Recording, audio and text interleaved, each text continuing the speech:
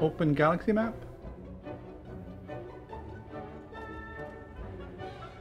Open galaxy map?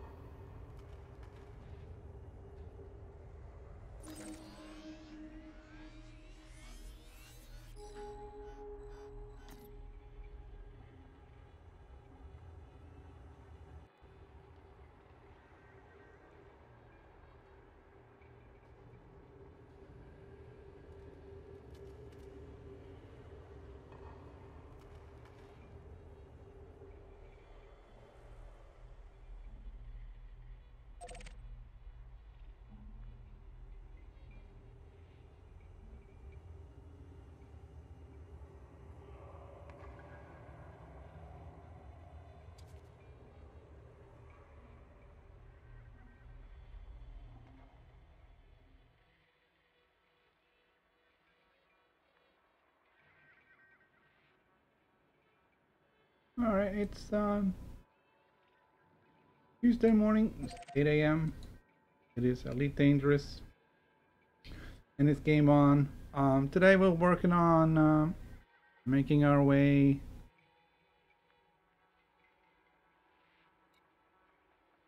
through the galaxy here.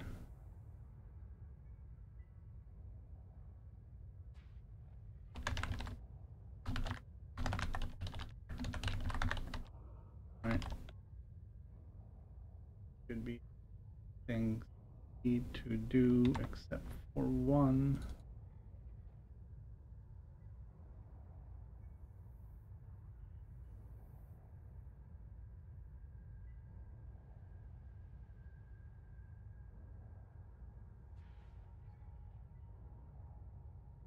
And data. All right. Got started a little late today. Not sure. Not sure what took so long, but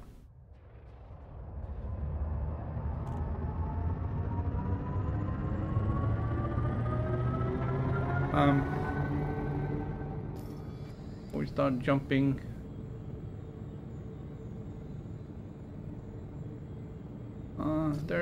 There's very little around here.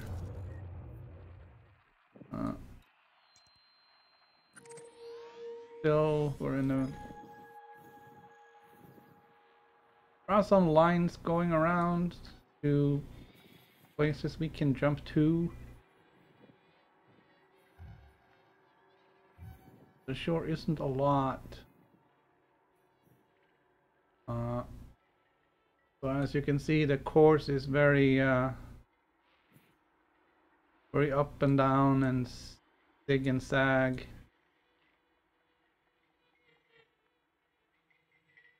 Our option to getting to our destination is very limited. We've got 100 jumps to go. That seems shorter than it was yesterday. I don't know if that means we found a neutron star. Certainly hope so. Let's get going.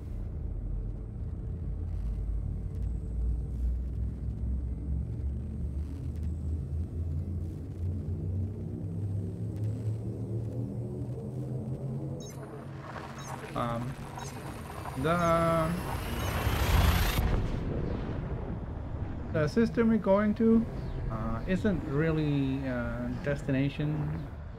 Really. It's just an intermediary to get out of the this immediate area.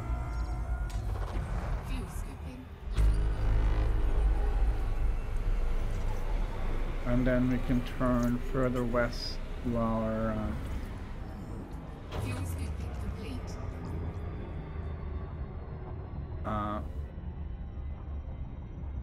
intended destination.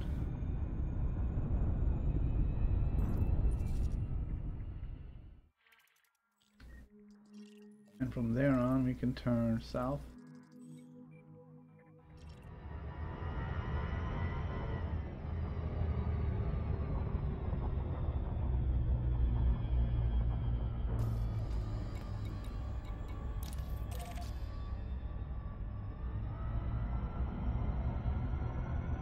And since we are exploring, we are gonna check out this system. At least primary.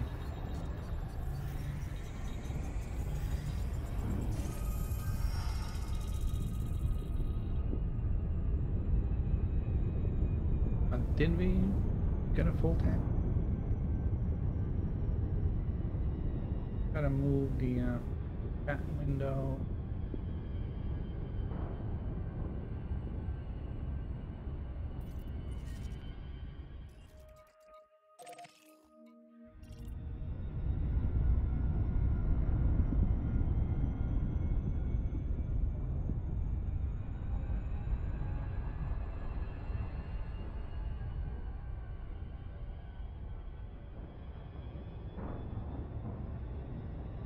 The Goldilocks zone here ends at 528 light seconds, so all of these are going to be outside of the Goldilocks.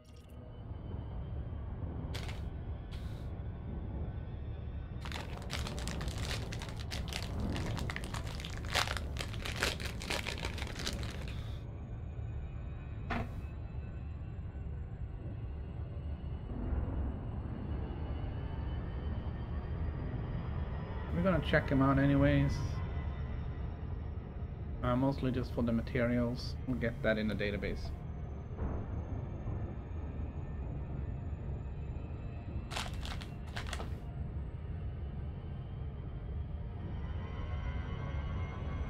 Huh. Starting the day with a loop of shame.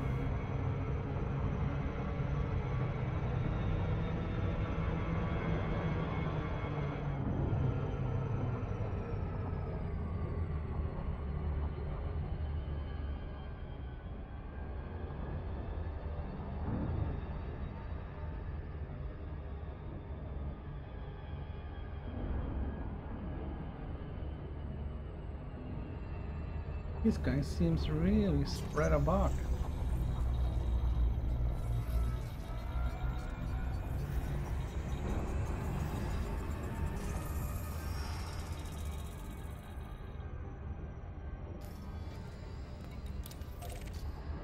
Normally, in these kinds of distances, you're dealing with gas junk.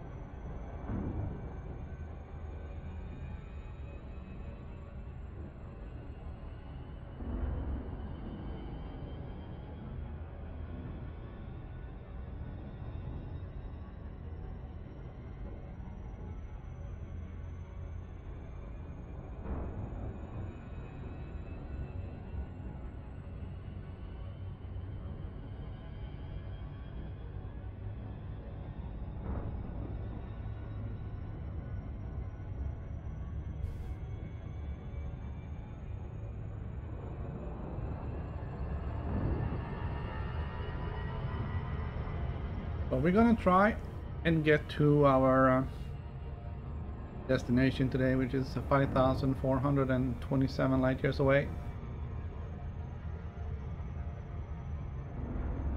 It's only 100 jumps. That should work out.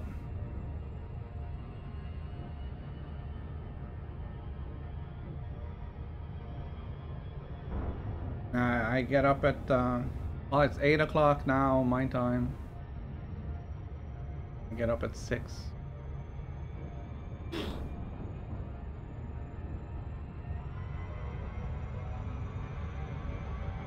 I'm gonna get another loop of shame now. Yeah, we are.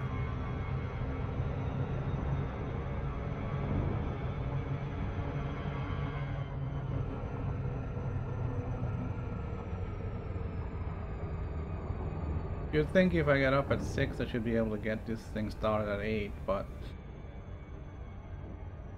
you know, gotta take the kid to school.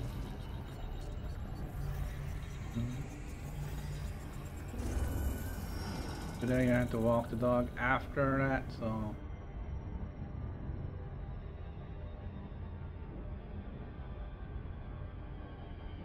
wasn't a lot of time.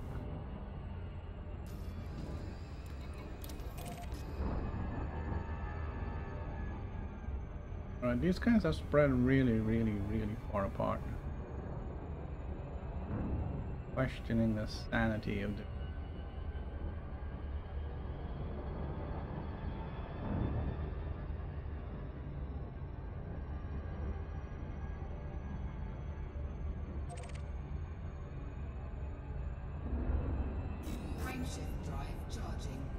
I think we're just gonna move on.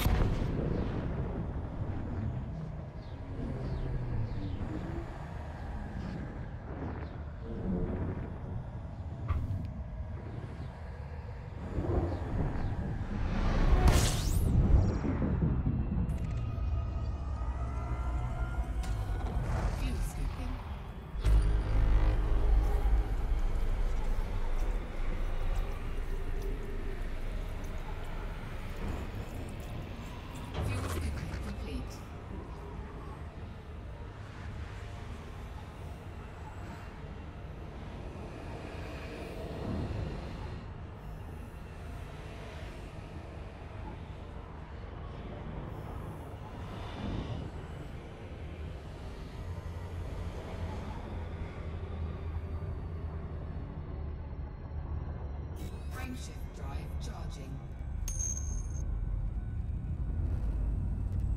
How long? Been less than a year.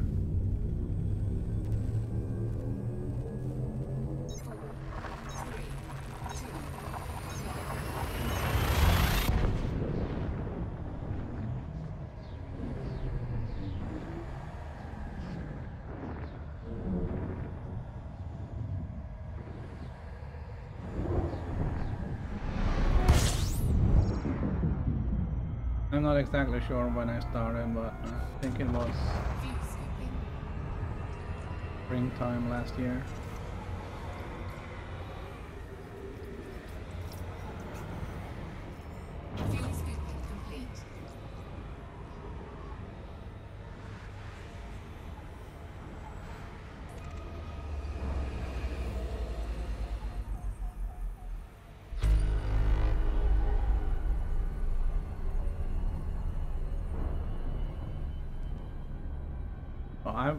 For Elite, I've been splitting my time between the PC and the PS4. So,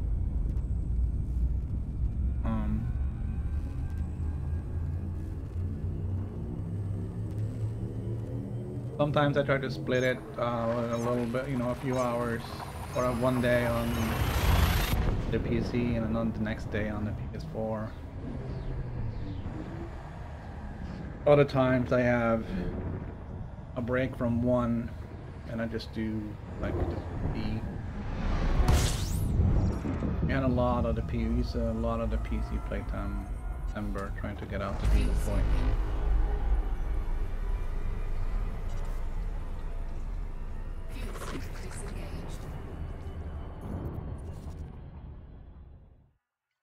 And then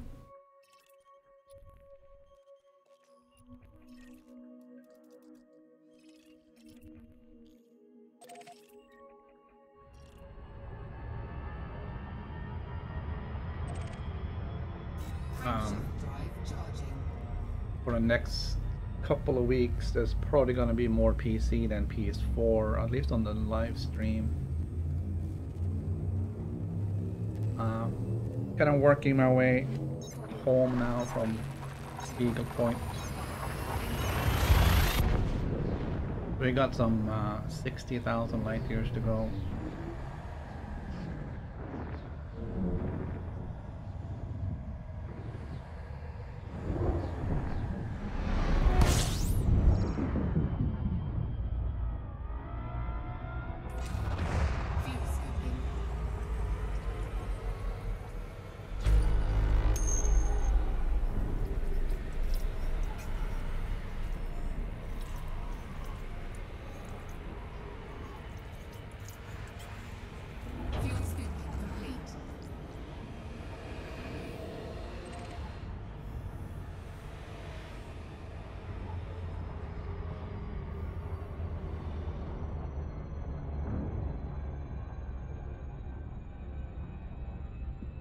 Well, yeah, it shouldn't be horrible for battle. You just have to fly it for what it is. It's a big, I mean, in Navy terms, it's a battleship. You know,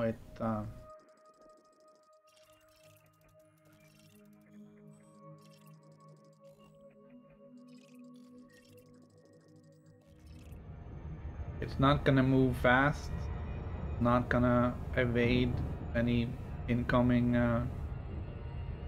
shots. It's just gonna absorb the damage and deal some good punches back. I mean, that's how I fly my Anaconda, you know, it goes great in a straight line. But, you know, dogfighting a Viper isn't gonna work out.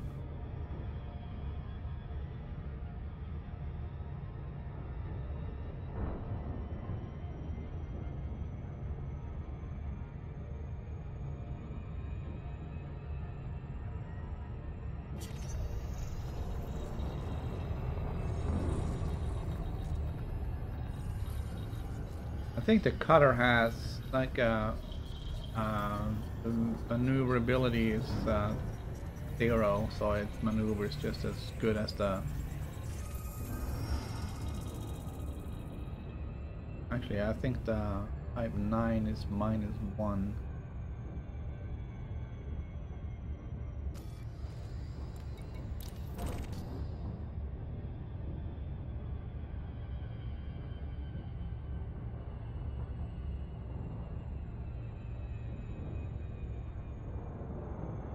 But you can't go into battle with a cutter and thinking that you're gonna be dogfighting.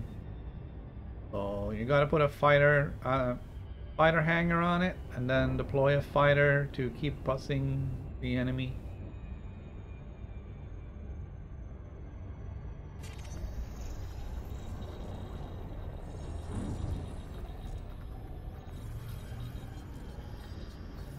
And then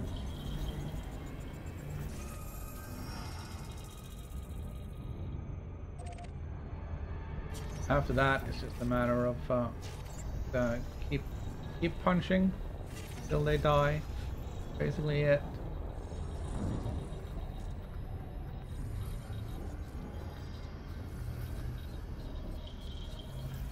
But a big ship like that does best with either turrets or gimbal weapons. Because you're never gonna keep up with anything that turns.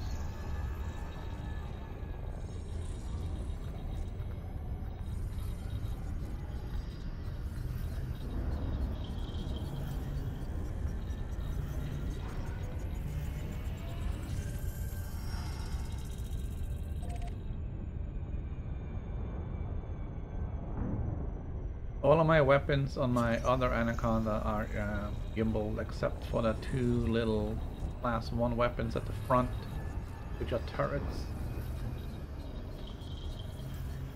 The turrets are set at fire at will, so they will just shoot at any enemy that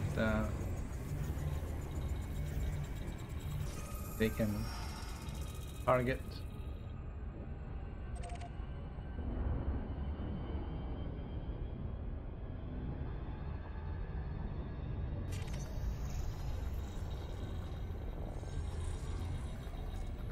And then I have my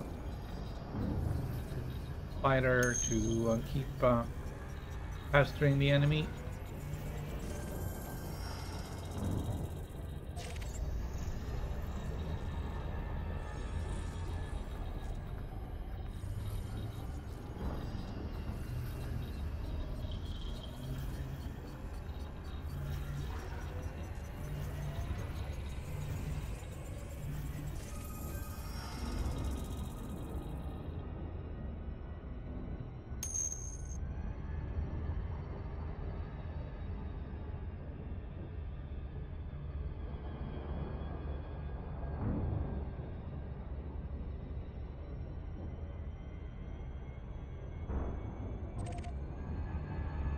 Well,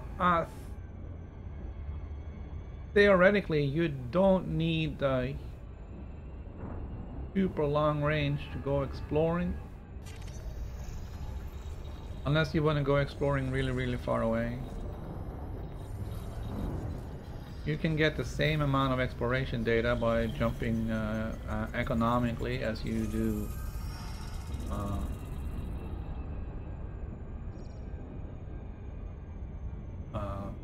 the long jumps. You get them all? Got them all.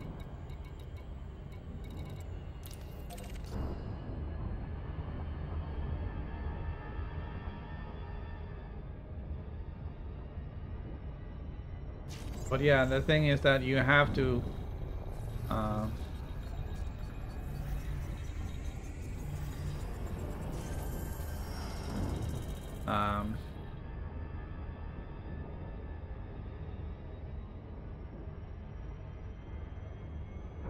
you have to sort of get a couple of thousand light years out of the bubble before you start finding stuff to explore. Frameshift drive charging. But you know, there's no need to jump to the other side of the galaxy to go exploring. There's still lots and lots of systems to explore. Even between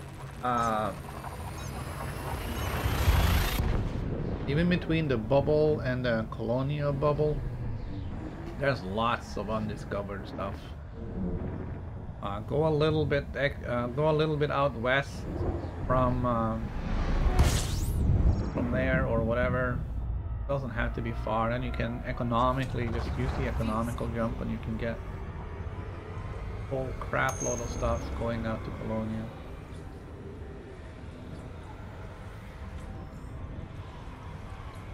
Even if everything isn't going to be first discoveries, it's all going to be first discoveries for you.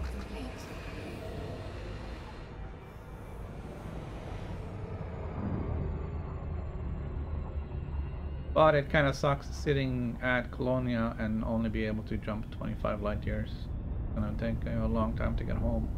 Frameshift drive charging.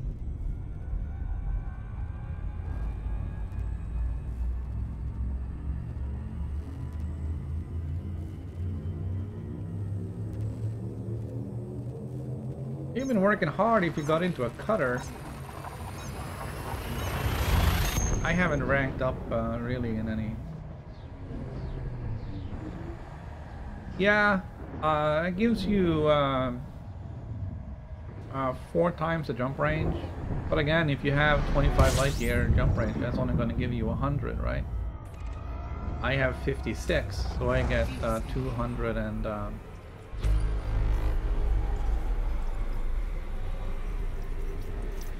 Well, it turns out to be 215, 16, something like that. Mostly because my range is a little bit less than this.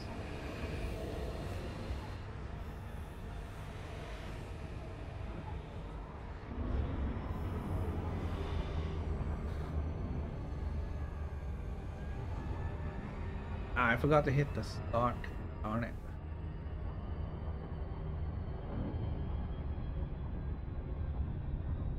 We've already done a few jumps, but... Frameshift drive charging. So yeah, the cone boost works best when you already have huge jump range.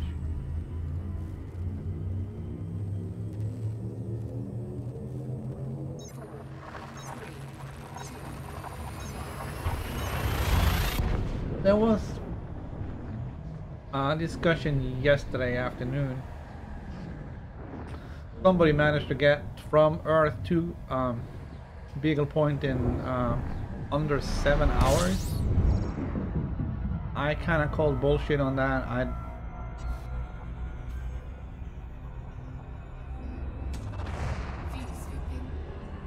I don't really see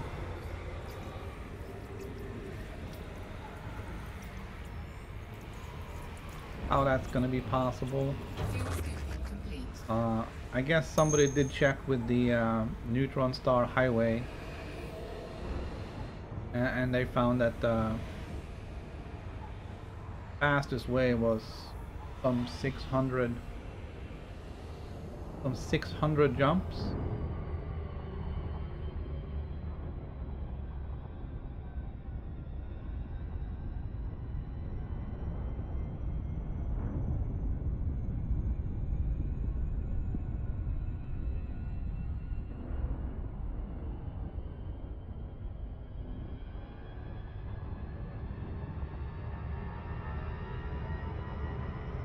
And I just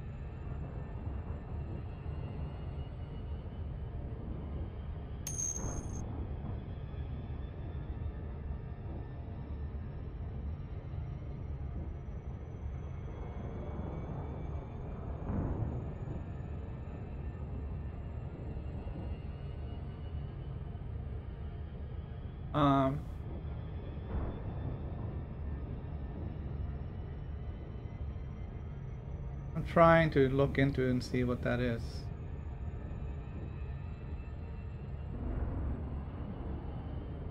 Go down a little bit.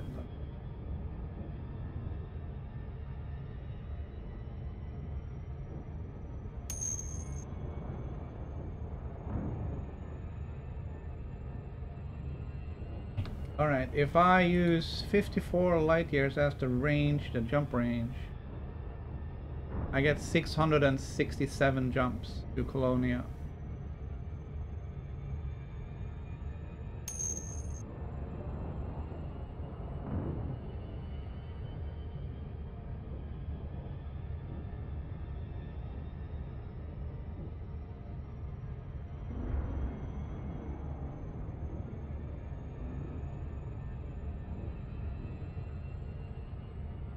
Frameshift drive charging.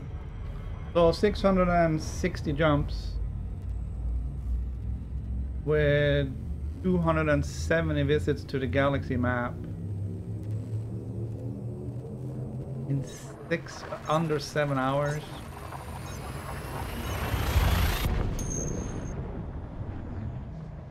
That does sound That sounds a little bit optimistic. But I guess Fuel scooping.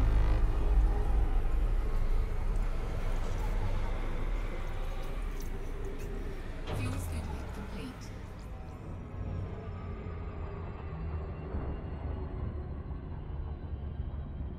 Frameshift drive charging.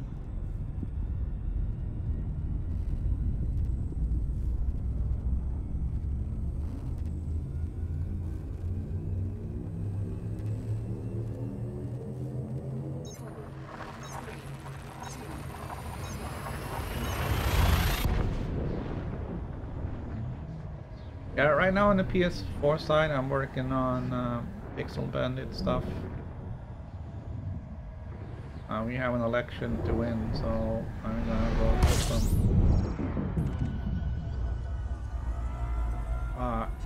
influence to one of our systems so we can win that election.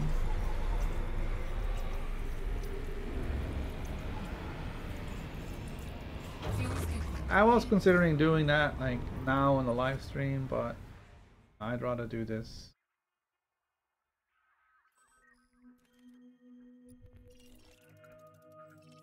Wow.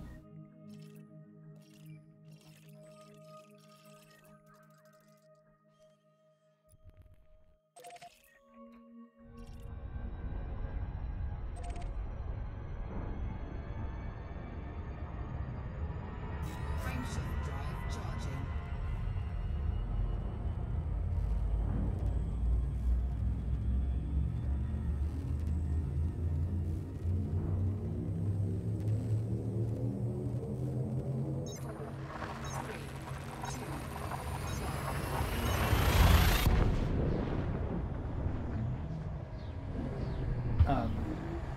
There are certain missions. It's called Black Box Recovery for Expansion.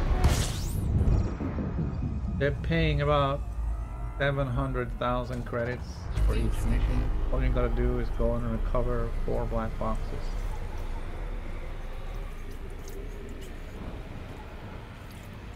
Fuel scooping complete.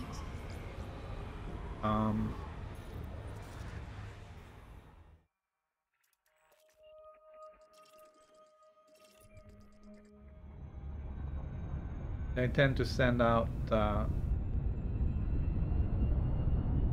enemies to Frameshift drive charging.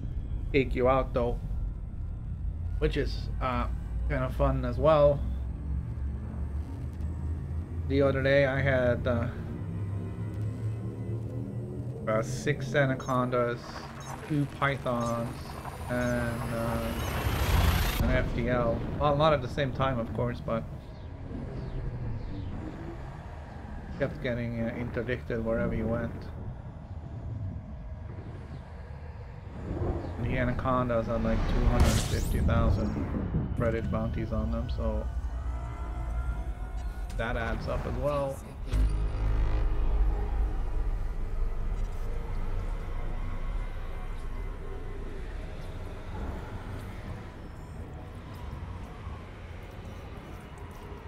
The actual retrieval of the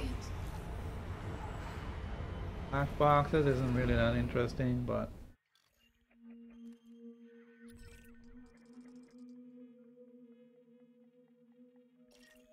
what is that? Gas giant or?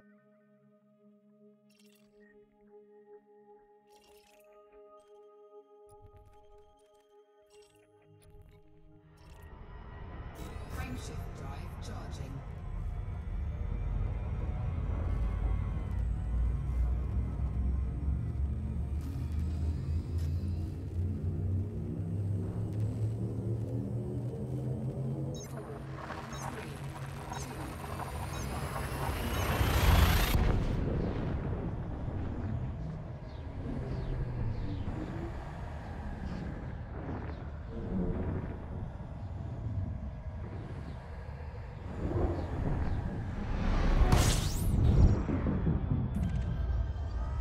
Still waiting for that first neutron star to show up. I haven't had one in a while.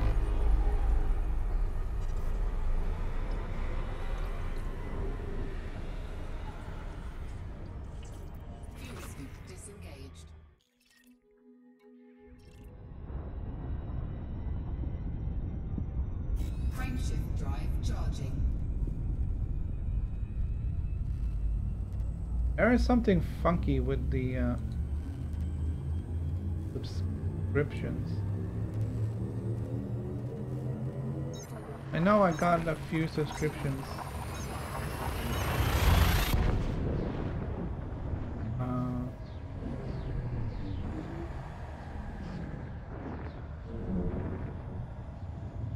Yesterday, but they're not showing up.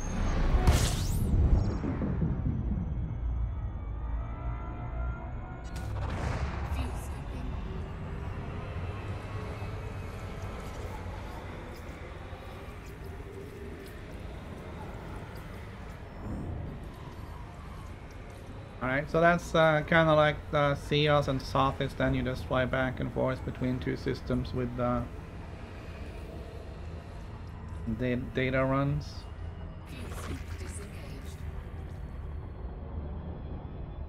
I have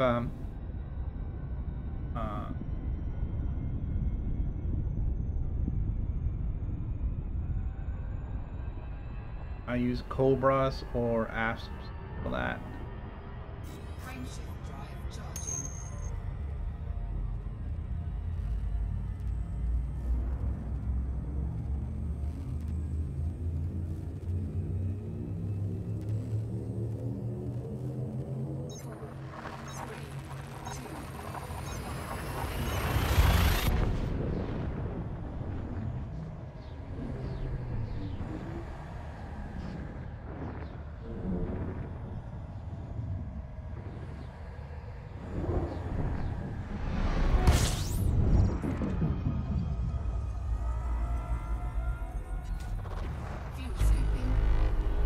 Alright, I gotta fuel it up here.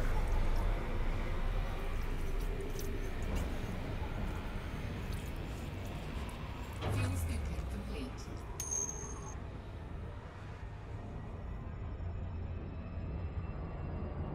Yeah, that's not a problem. I have 500 million, so I have a Cobra permanently parked in I don't know if it's Seos or Southeast, it doesn't really matter. I'll figure it out when I get there, but I'll just jump down there with whatever ship I'm on and jump into the Cobra, and then I can just do the Southeast Seals back and forth to do the Fed rank. And then get in the Anaconda when I need to kill a pirate lord for ranking up. Or whatever.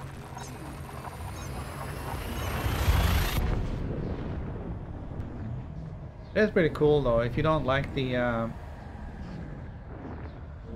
mission to rank up that they give you, you can just ignore it and keep going till you find one you like.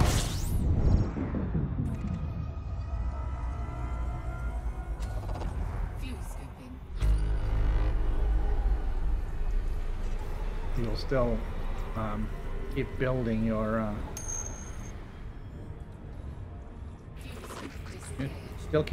reputation with the Federation or Empire or whatever it is you're grinding on. Frameshift drive charging.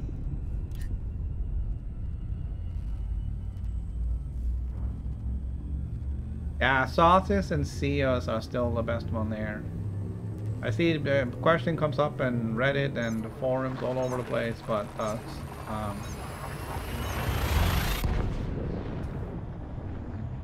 Sothis and Seos. Let me just get into normal space here before I start typing.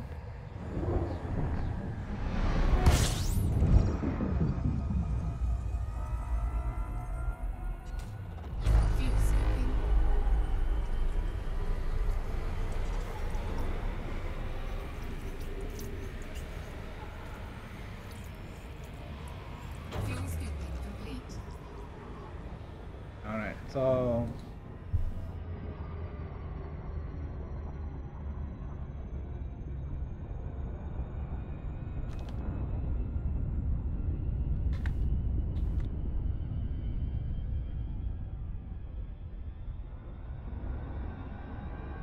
The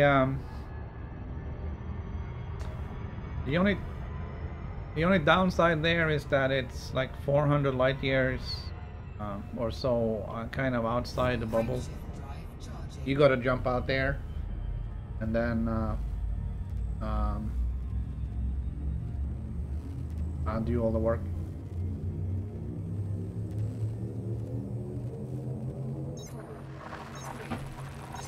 There's one station in Cios is a big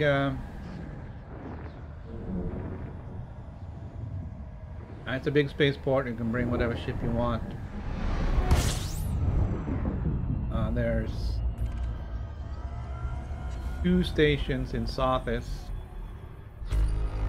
One big station and one outpost.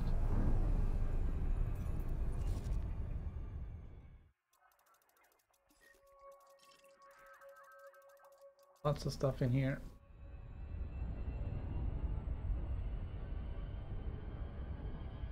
Frameshift drive charging.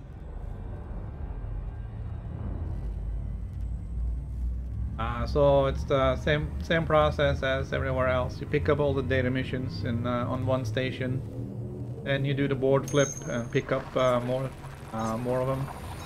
Then you fly to the other system and deliver and pick up more until your board is full. Just make sure to only pick up from Federation factions.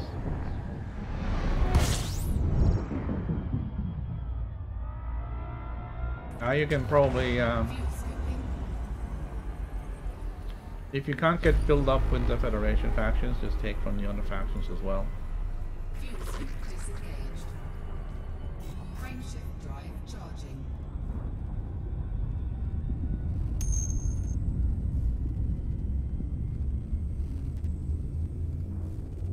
Yeah, I usually just that's why I have the Cobra parked down there, because it's Cobra, I believe, is a small ship.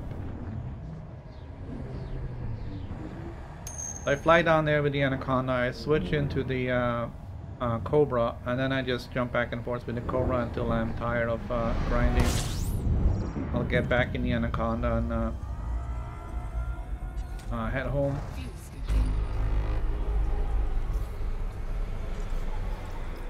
I'm a little bit unhappy about having done the grind for the Fed rank like 1 week before they did the community goal, where they removed the ranking requirements for the federal gunship. But anyways, I have the rank now at least, so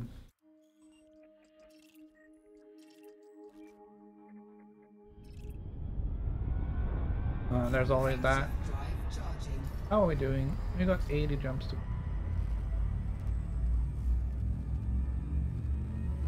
on Med B, or another system to get passenger for Sweden.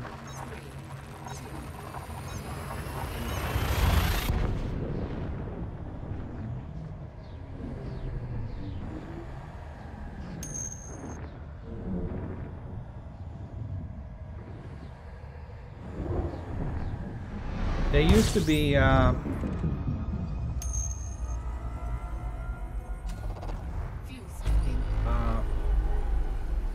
they nerfed it, but there used to be basically shit runs from Sothis and Cios and back to the bubble.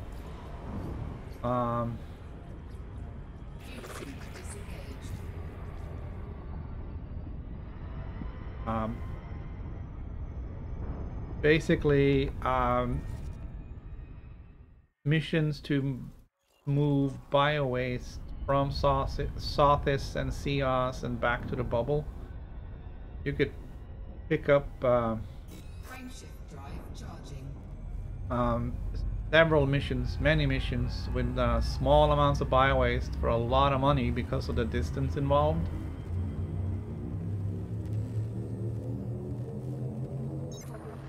So basically what you will do is you would do the rank grind for a little while, and then you'll get a cargo ship and you fill it up with bio waste, and then you'll fly back to the bubble and make a couple of 100 millions just hauling. Well, literally hauling shit. But they nerfed that. That's gone. But the data missions are still fully operational.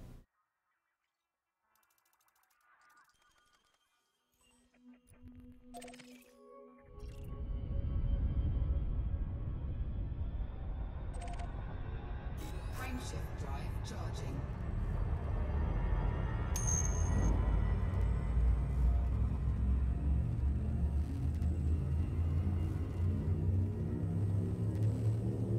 Yeah, I think one of the locations for the Smeaton,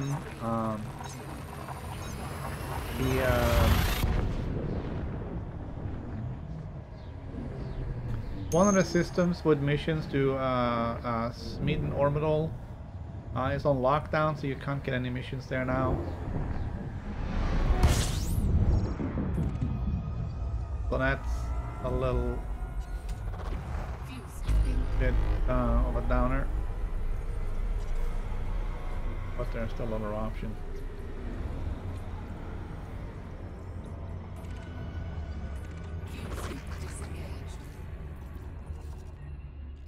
Alright, here we go. That's what we're looking for. Let's go and get today's first water world.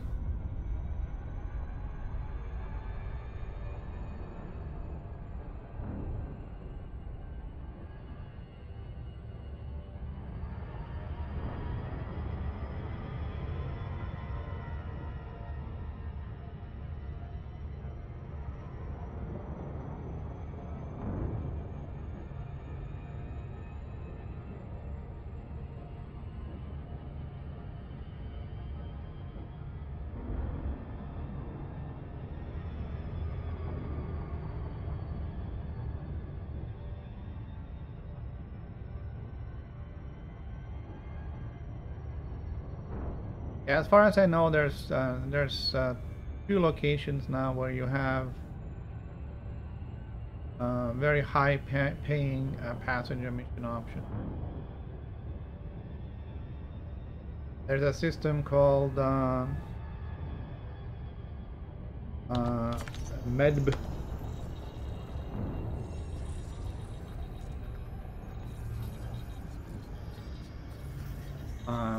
It's essentially the same deal as Smeaton. You fetch passenger from a nearby system, and then you jump into Medb. And it's 1.6 million light seconds.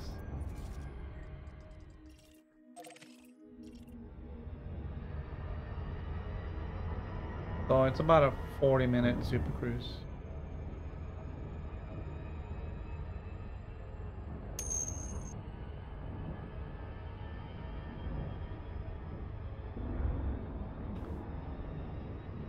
But it's the same problem there too. You still have to rank up with the factions to get the good missions.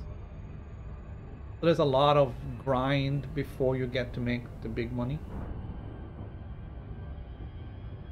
But you should still be making, you know, people keep saying, oh, I want to make hundreds of millions. Yeah, well, first start with making 2 million, and then you can make 4 million. And then it keeps adding up. So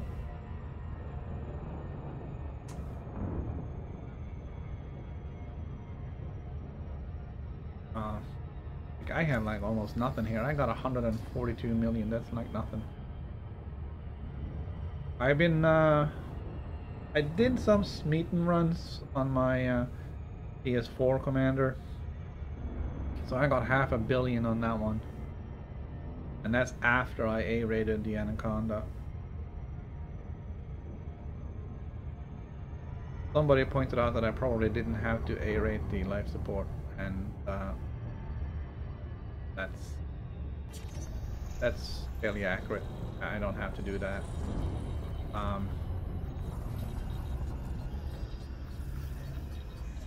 It is highly unlikely that I'll break my cockpit without immediately blowing up.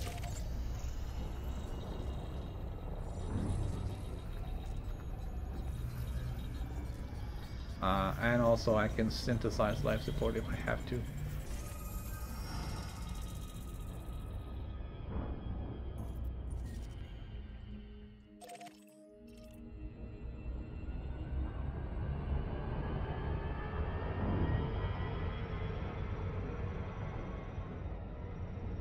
So it's not like I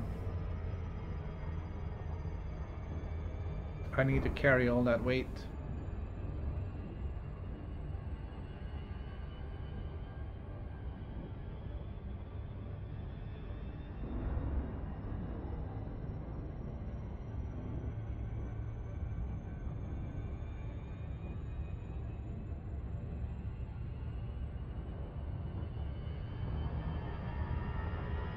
So not really a super fabulous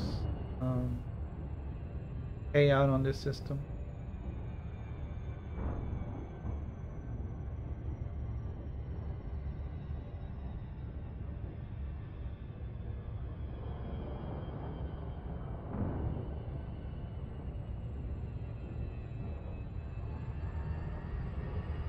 But still.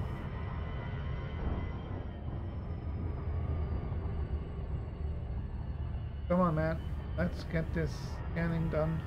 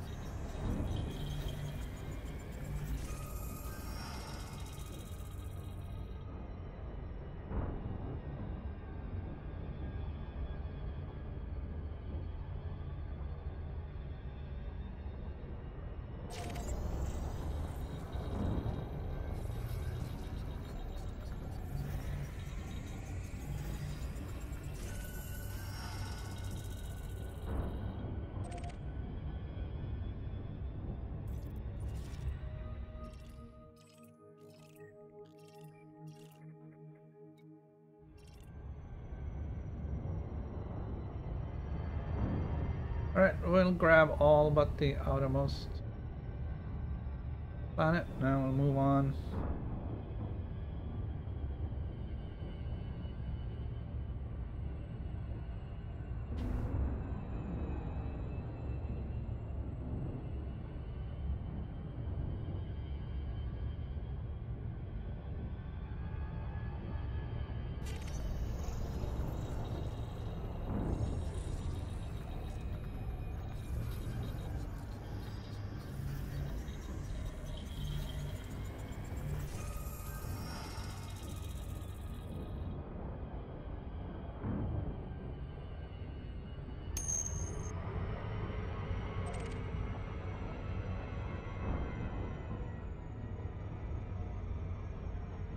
Well, I don't really think we know where Thargoid territory is. I mean, they are in Pleiades. Frameshift drive charging. So the question is, specifically, where do they reside? There is a huge section out there, like a little bit past the Maya region, where there's a lot of systems that are permit locked.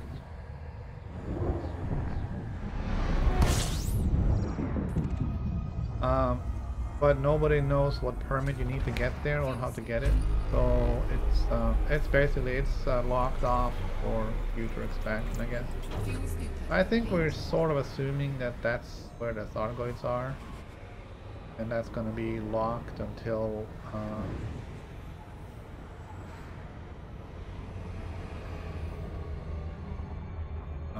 later in the story when we got to... Hello.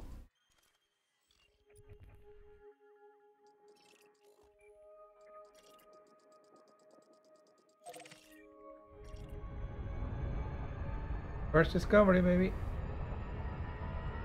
Nobody's been here but me.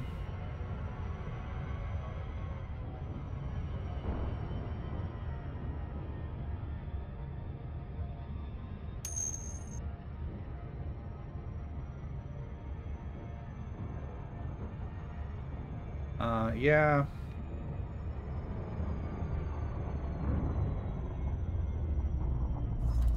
If you go...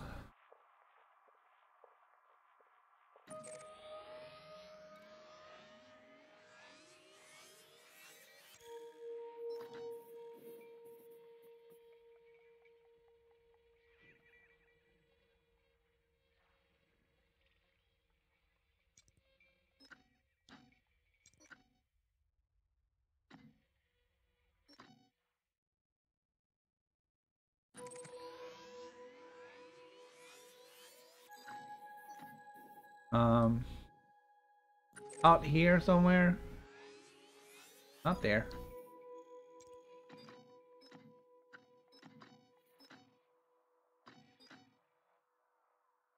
See that? Requires unknown permit. Like all of these. Permit. So this whole space locked up. Like right out here. Which makes it as annoying because it makes it difficult to get into some of these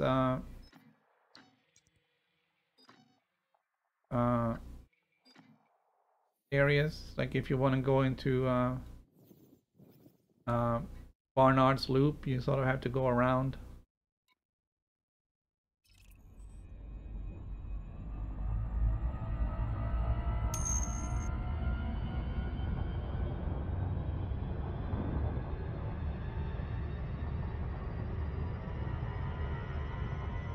Yeah, I think that whole sector, that whole 70 sector, I think all of that is locked down.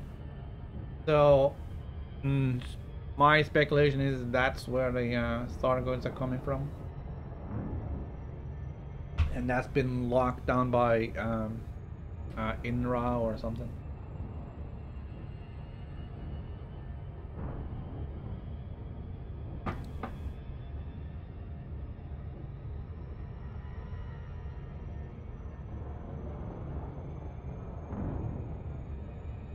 So it is possible that as the Thargoid story progresses, that will unlock some of those. That's true. I guess you could sort of head down there and then see if you find Thargoids on your way.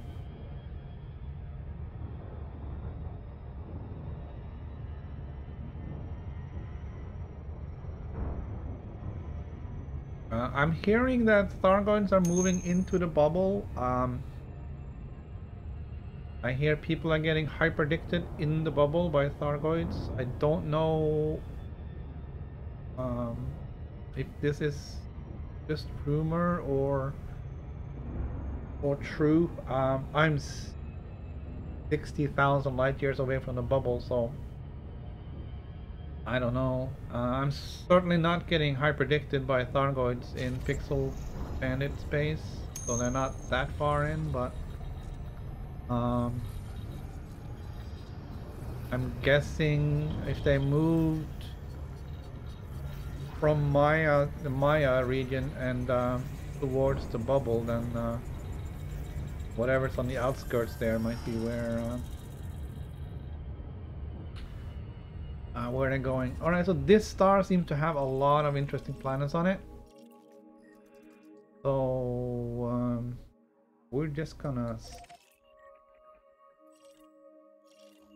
start scanning them all, man. Actually, let's do them.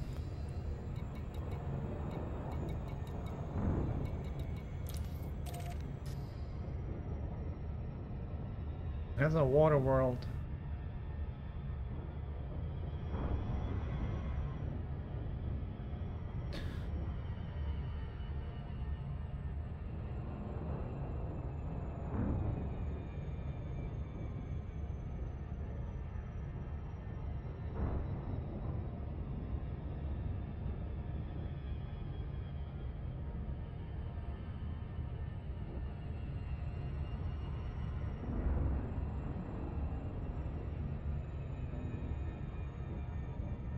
Alright, here we go.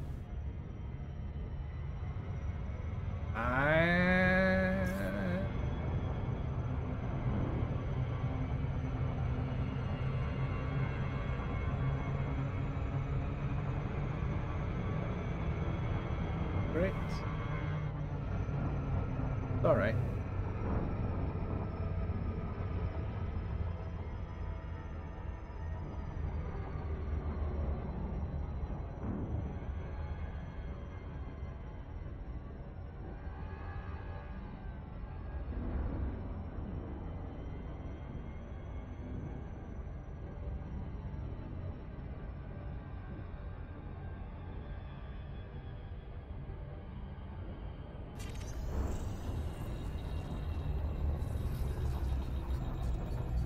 And many of these are doubles as well, so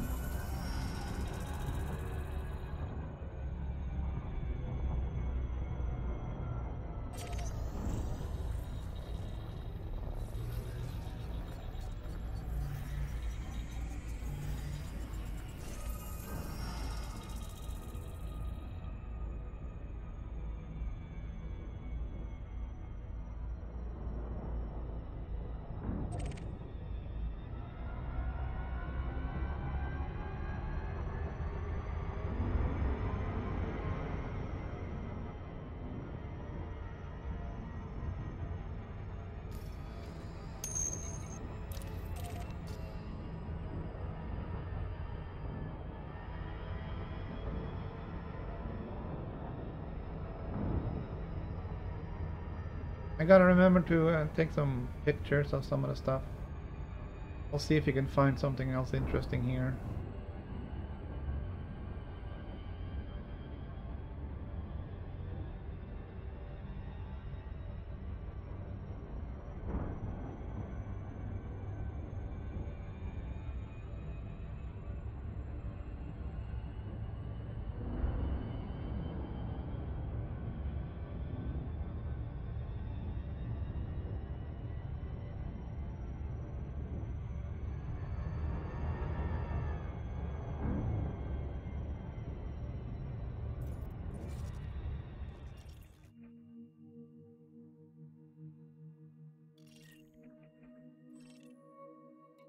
We'll see if we can find there is that one that also looks like a water world or an Earth-like.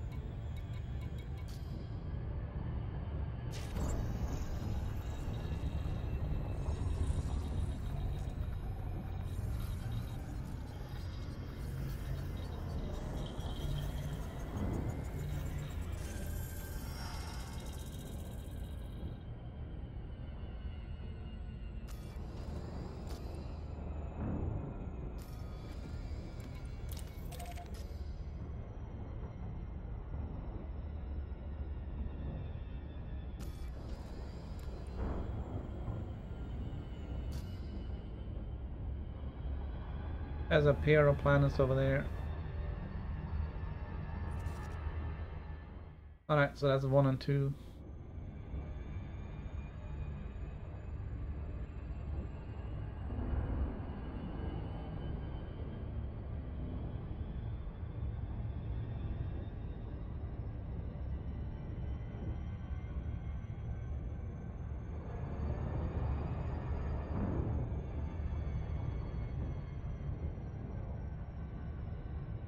Yeah, I'm probably gonna wanna do some more money grind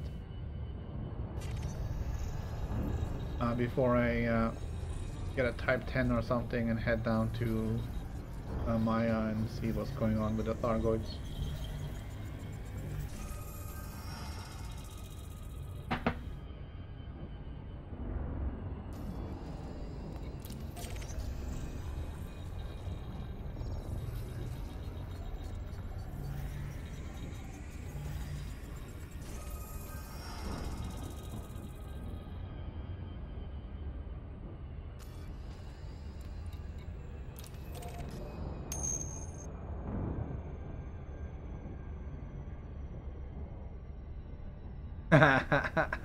Well, at least you get all your money back. Pretty much all the money back.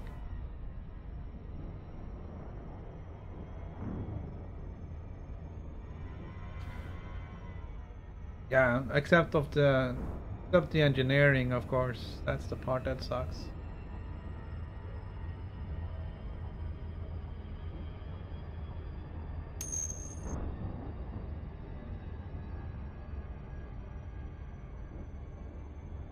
Yeah, it's all that time and effort into getting the materials and then flying all around, engineering it. Yeah, that's a big loss. All right, this looks like a water world.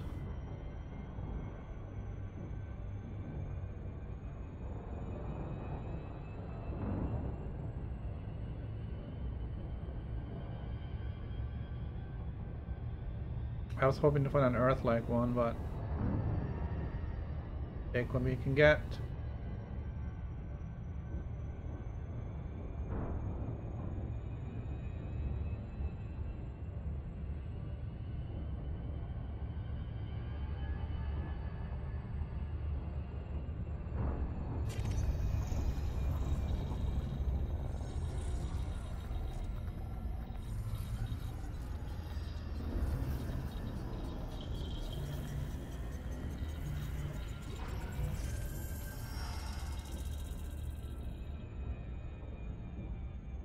Alright, that's a terraforming candidate, so that one jumped up the value in the system. This one should be a terraforming candidate too then. Yep.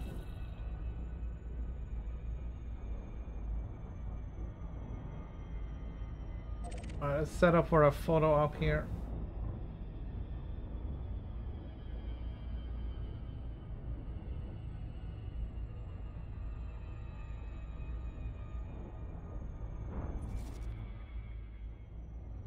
One, two, three. Missing system number 4. 4 and 7.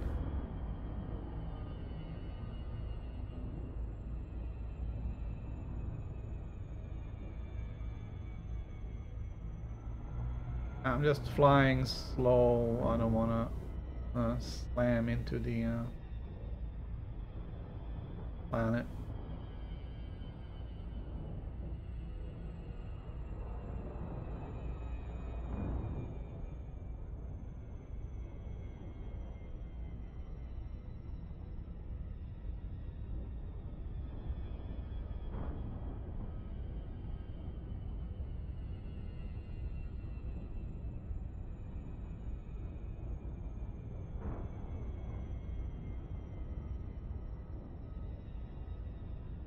Change camera.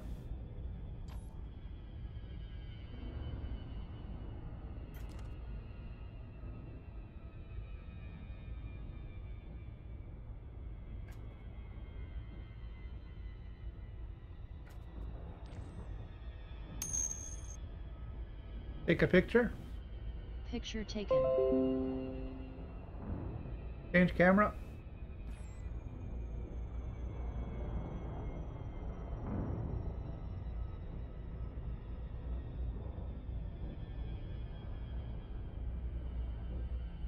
Change camera.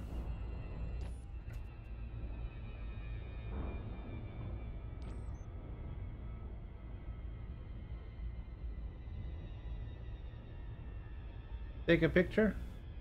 Picture taken. Change camera.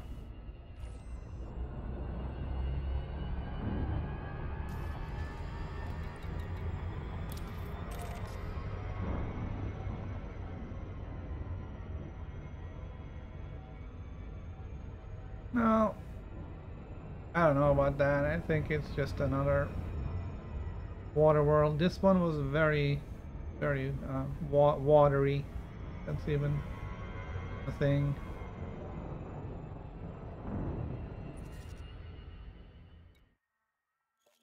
I'm missing 4, 5, 6, and 7. And then these two, don't care about those. But 4 certainly could be a terraforming candidate, and maybe maybe 7 as well.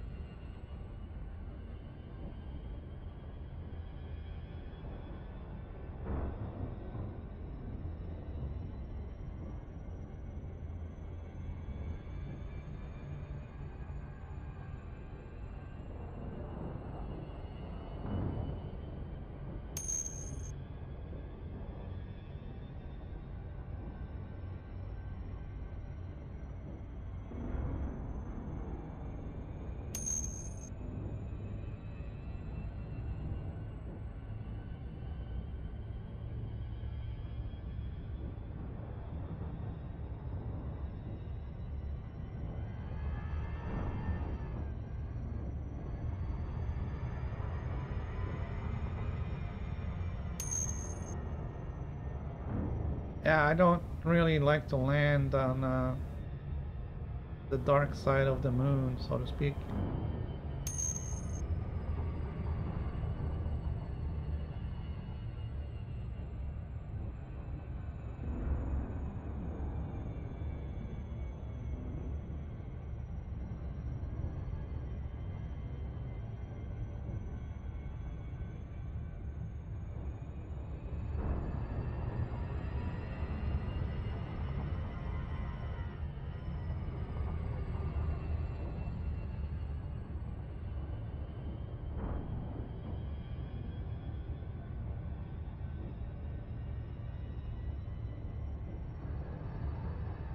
Saw an interesting video the other day. There's a system out in 400 light years out of Colonia. There's a planet around a white dwarf. I don't know if I talked about this on the screen yesterday. There's a planet orbiting a white dwarf, and at its closest, it's inside the planet's exclusion zone. 4, 5, 6, and 7.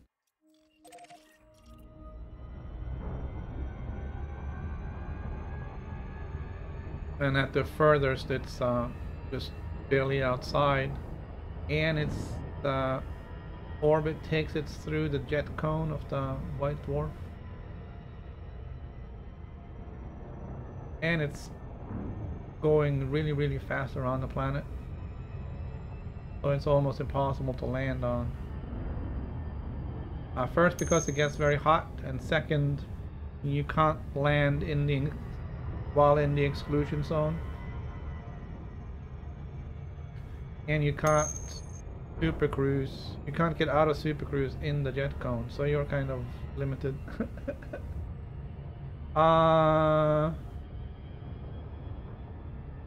Let me find the video after I do the loop pushing.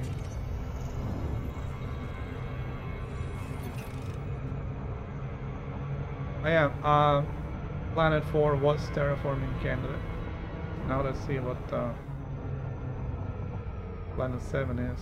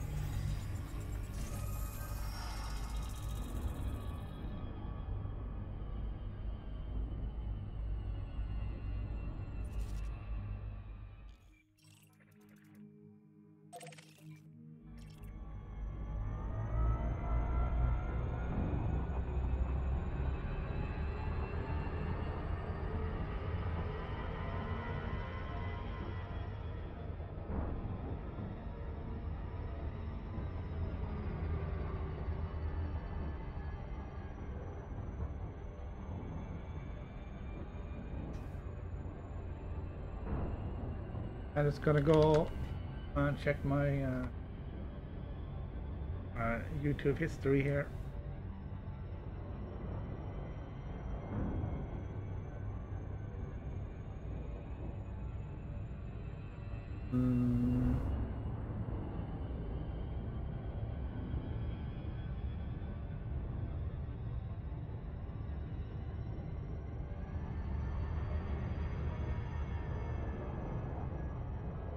There we go.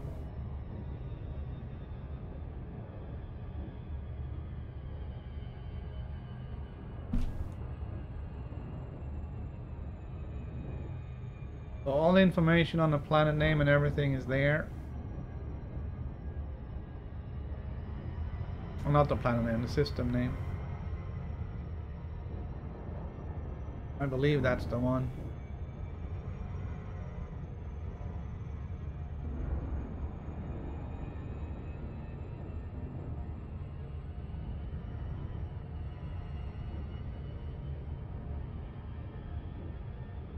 I'm just gonna scan the star over here. I didn't scan the main star when we popped in.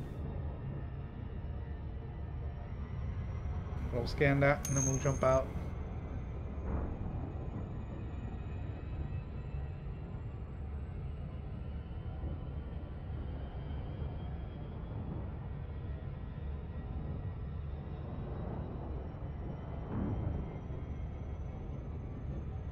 If you're gonna try and land on that, I recommend using a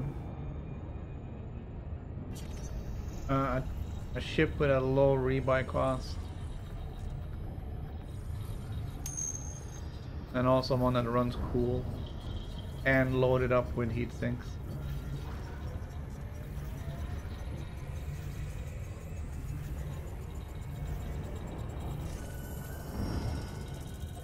Alright, we scanned most of the stuff in here.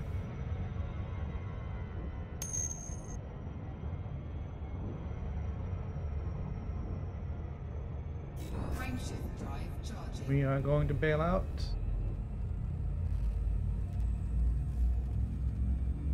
Well, not bail out. We're gonna jump out, head for the next system. That was pretty good. 2.2 million credits for scanning that system. Planet 7.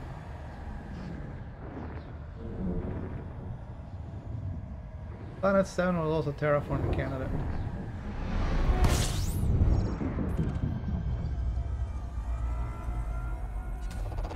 Fuel scooping.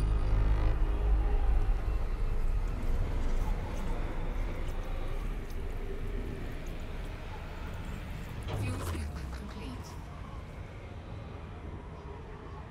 So let's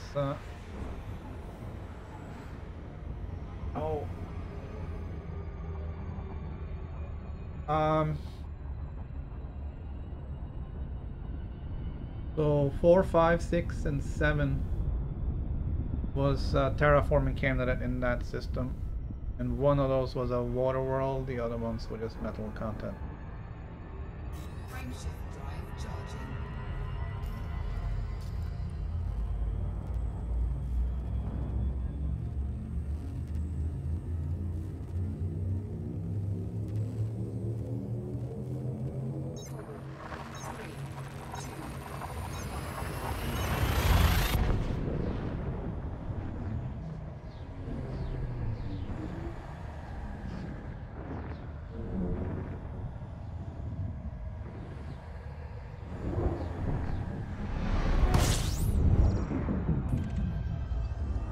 So we're not really out of the Fuel scooping.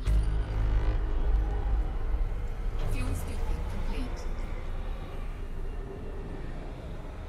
the dark area out here.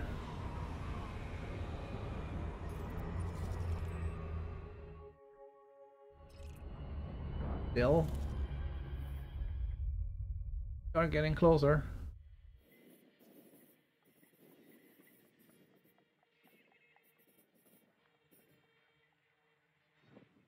Star population is slowly increasing. Star density.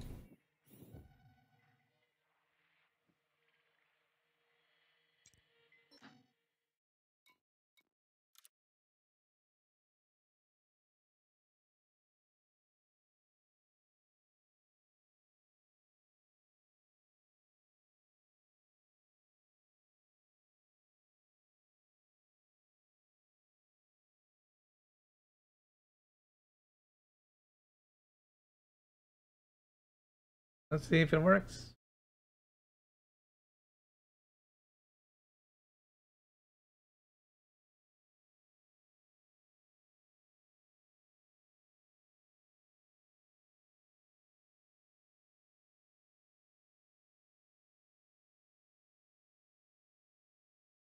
Kind of hoping not at this point, because I think we're gonna go through some neutron stars to get up to our destination. And I think also if we go up to our current destination, look at that, we actually did make it.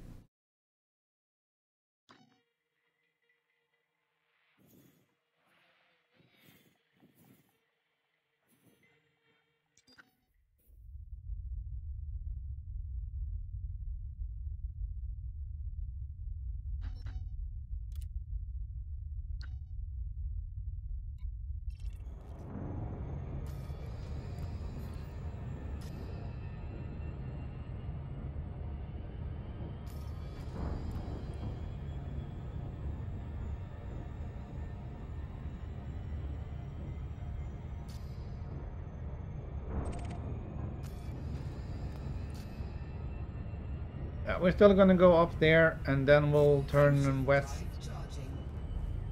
We'll be in a slightly higher density area once we get far enough south. So hopefully we'll find some find it easier to find stars to jump to. Then hopefully some neutron stars along the way.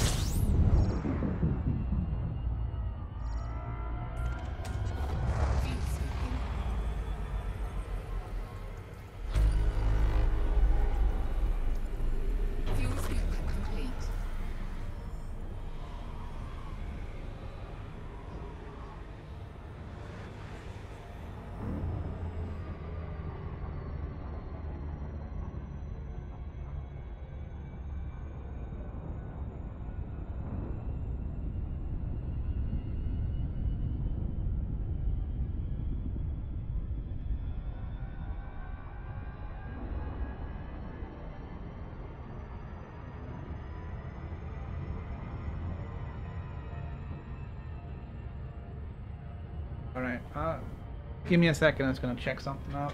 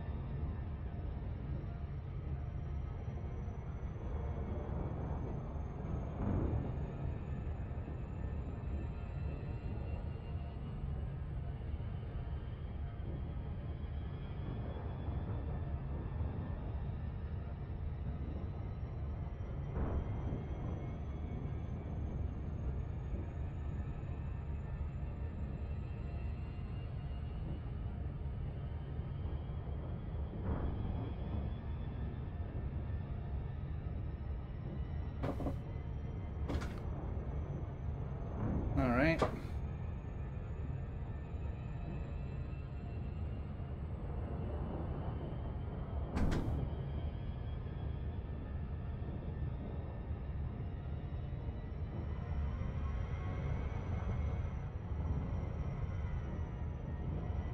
Frameshift drive charging.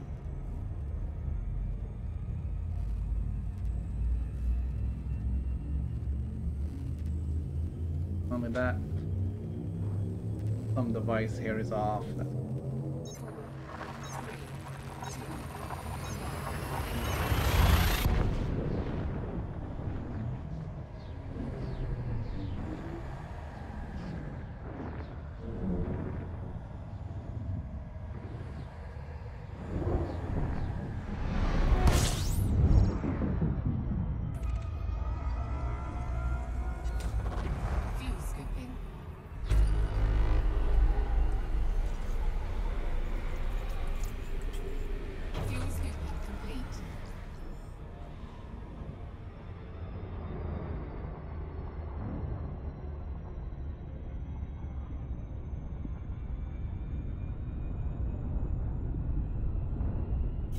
Frameshift drive charging.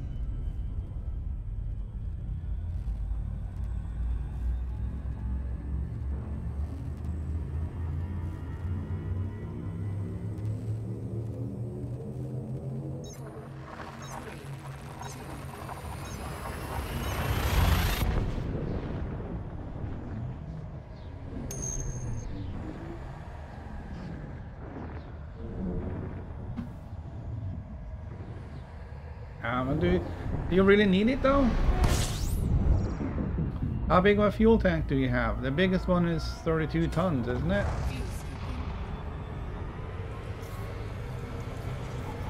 I have a 32-ton tank. I don't know how long it takes to fill the whole thing up at full speed, but I have a 6A and that's pretty fast. Frameshift drive charging. The 7A is faster, and that's like ridiculous speed.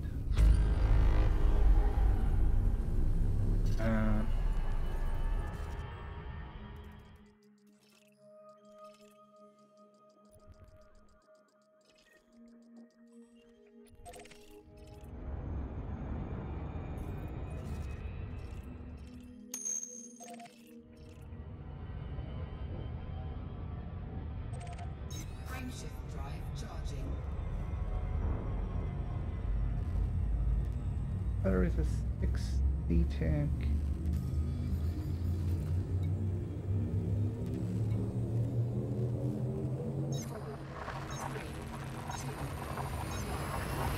Yeah, I don't know what I have.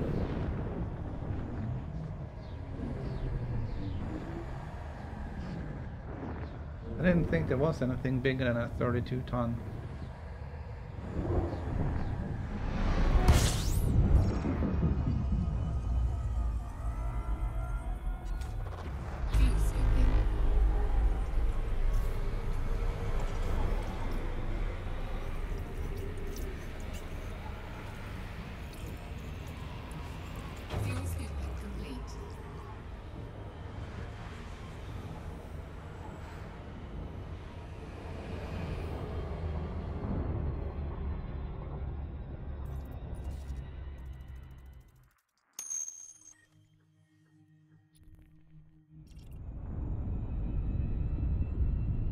Good afternoon.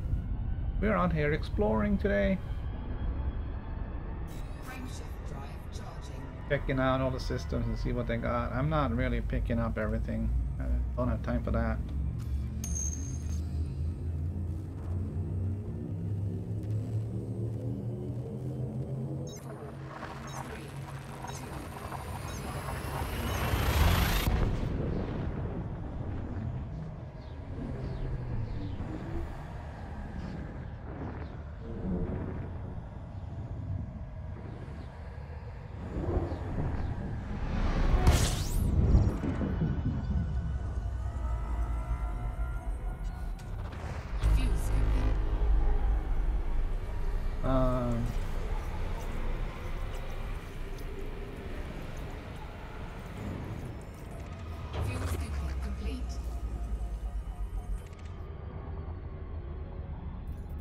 There's always shields.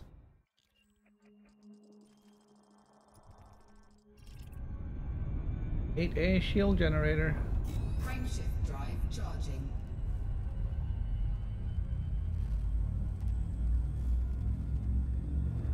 I think that's what a lot of people are doing, is putting the big shields on the thing.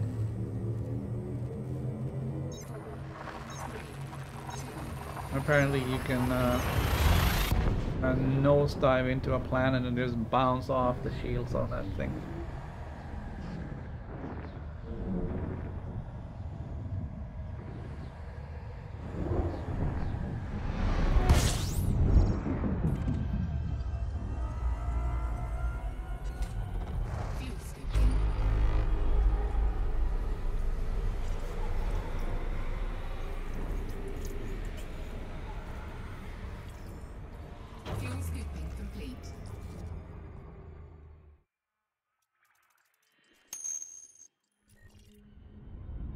Frameshift drive charging.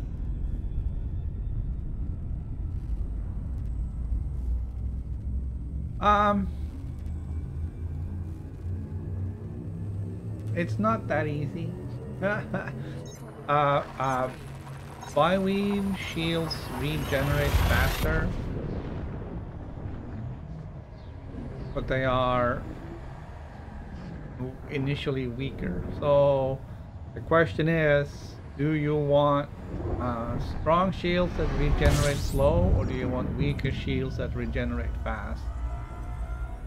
So I mean that's pretty much your choice right there.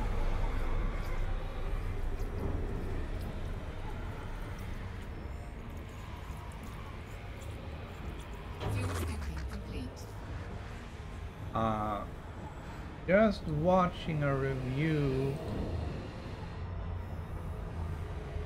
Okay. On the cutter by the Yamix. It's kind of not safe for work stuff, what he produces. A little bit dirty. But it is funny if you don't mind some little bit of adult themed jokes. Frameshift drive charging.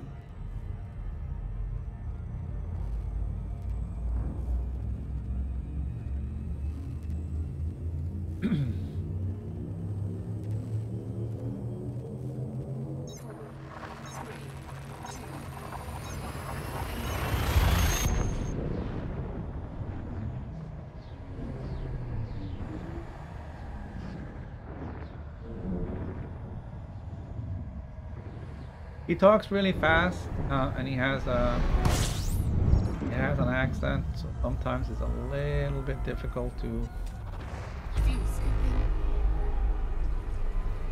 pick up what he's saying, but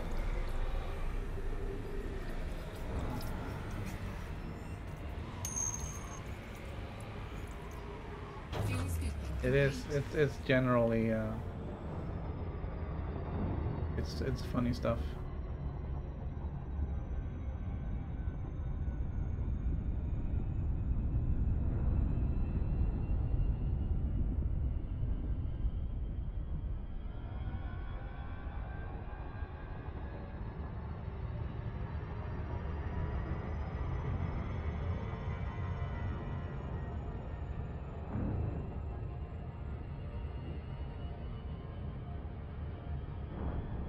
All right.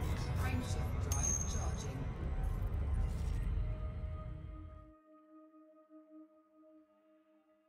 Yeah, it's a bit dirty. It is. It's not really safe for work.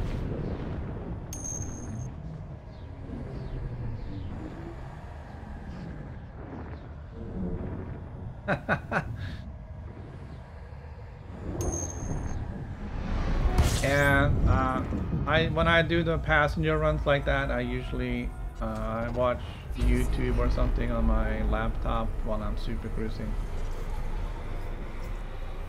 I just gotta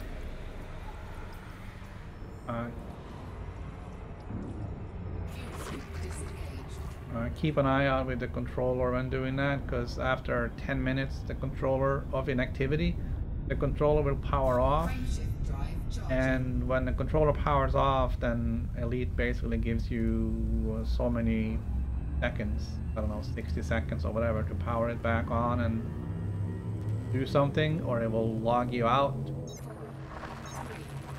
which is good and bad. You never risk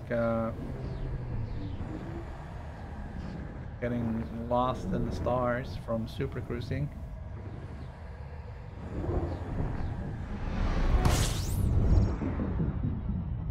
But also, you can't just walk away for half an hour until you get to Smeaton.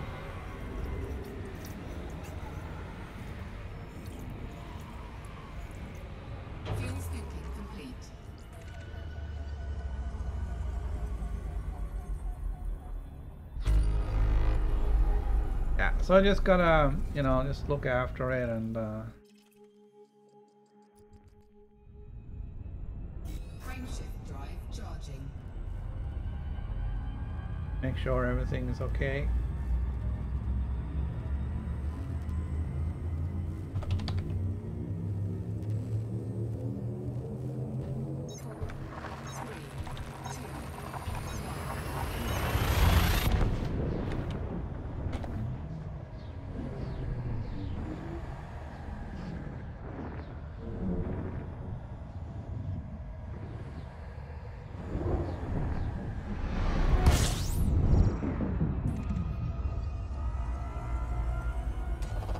Fuel scooping.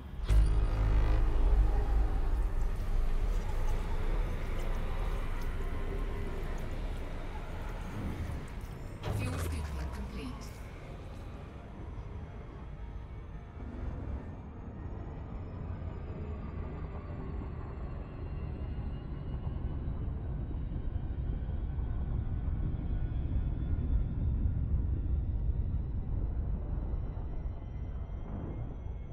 Okay, I know what that is.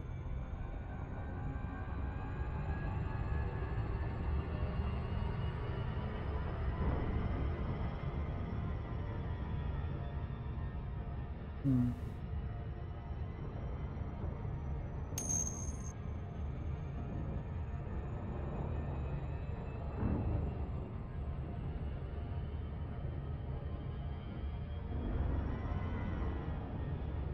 Passenger missions? Frameshift drive charging. I didn't think they cared.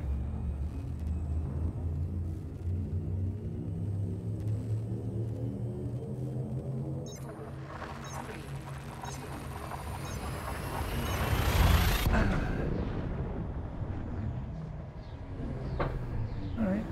There.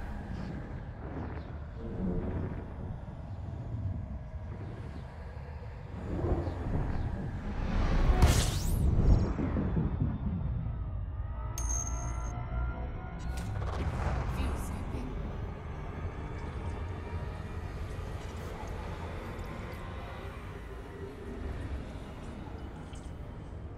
Fuel scoop disengaged.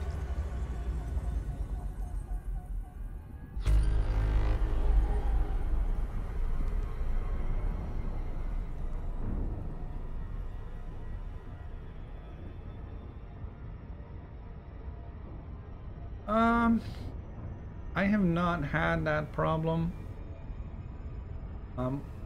In my Beluga when I do those runs.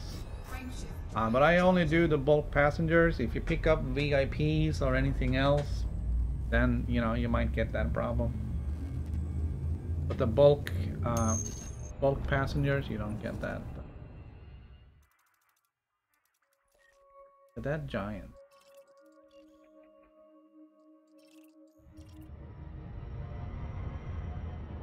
Frameshift drive charging.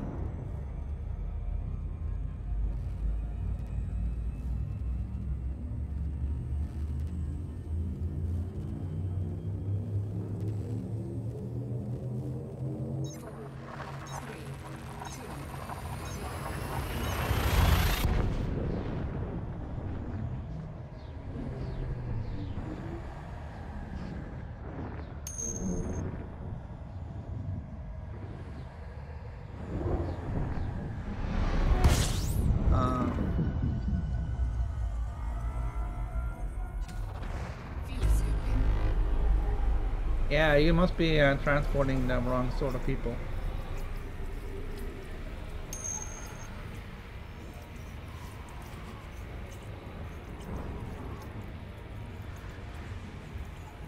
Fuel scooping complete.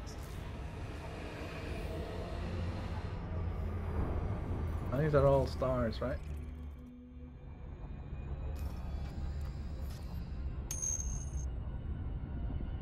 Frameshift drive charging.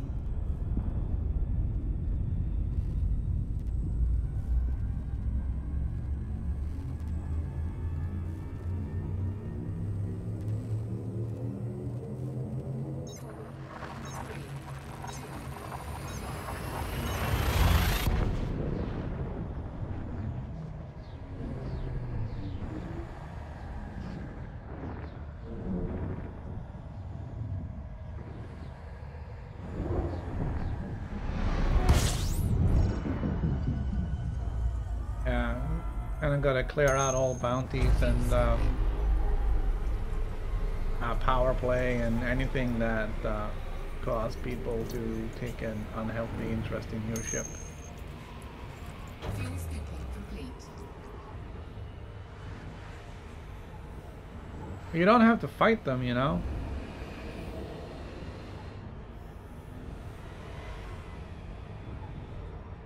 You can either just avoid the interdiction, which shouldn't be too hard with even with the cutter with an NPC, or if you submit to the interdiction, you can just take a few hits until your FSD is recharged and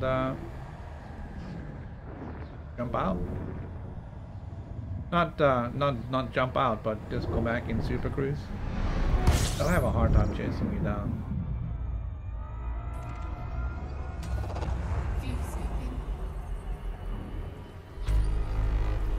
But yeah, if you have bounties or anything like that, or then people are gonna come after you.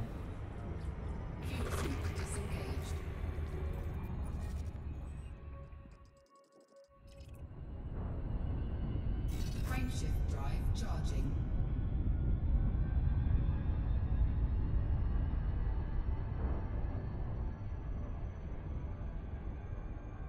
Yeah, I usually submit, and then I either one way you can do it is you just turn around facing them and just go full speed towards them and boost, and then by the time they get to turn around and come after you, you're pretty far away. You boost again, and by that time your frameshift drive should be ready to go, and just Super Cruise out of there.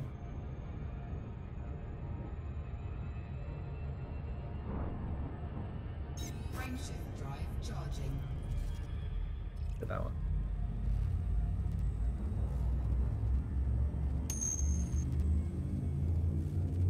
Yeah, I know that. Well, in that case, just go straight ahead, full speed forward, and hit the boost.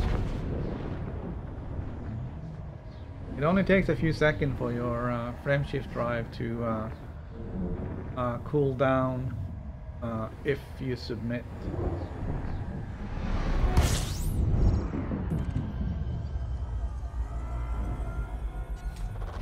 Fuel scooping. Your shields should be able to withstand the few shots they might be able to get in that time period. Fuel scoop disengaged. I thought I saw a ship on the scanner there for a second, but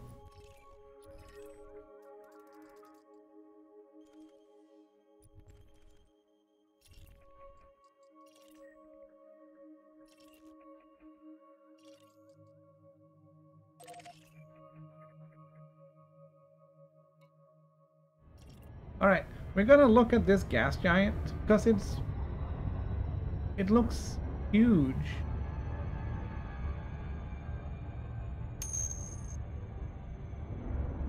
And it's super close to the planet, to the star.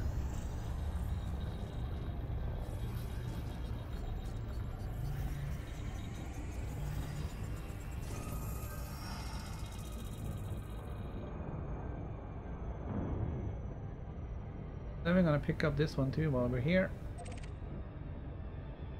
I'm gonna pick up the sun first.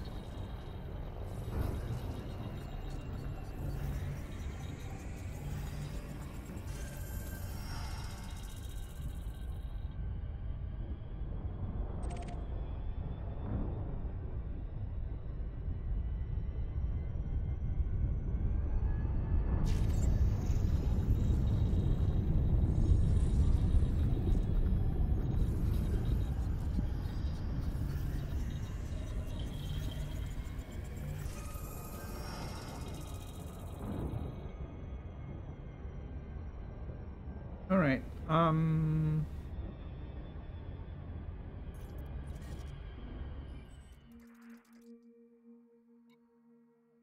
Radius 69,000 kilometers.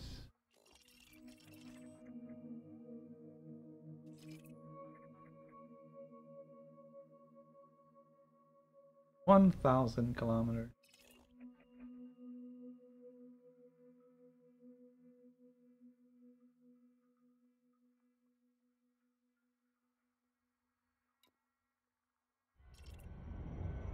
I just thought it was interesting that it was so close to the sun.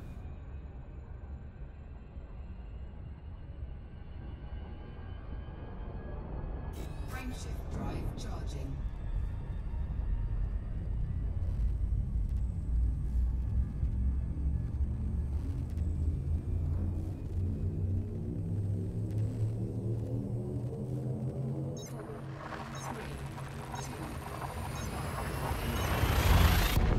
Well, I don't know, why would they have mines in the game if it doesn't really work?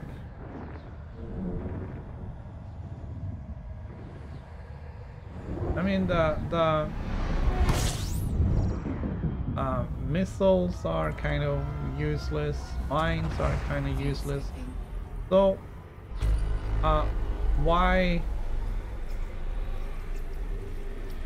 are they even there anymore? I mean, either make them useful or just get rid of it.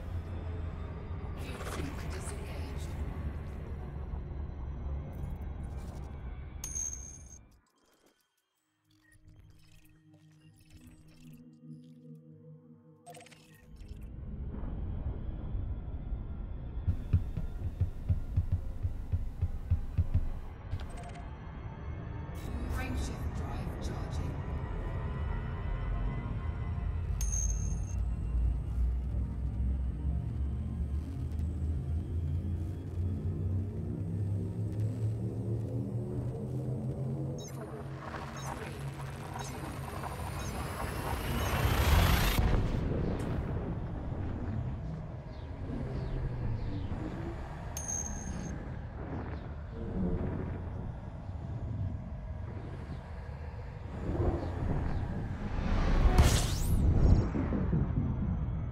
I thought they did have that, don't they? Fuel skipping.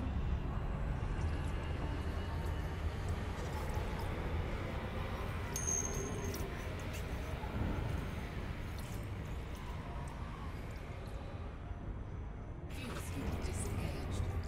Let's see, Coriolis.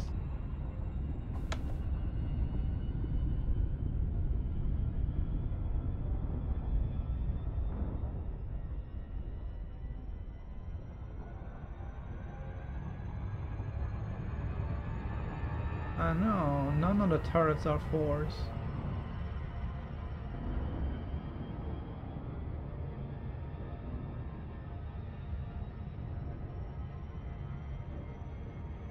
Oh well.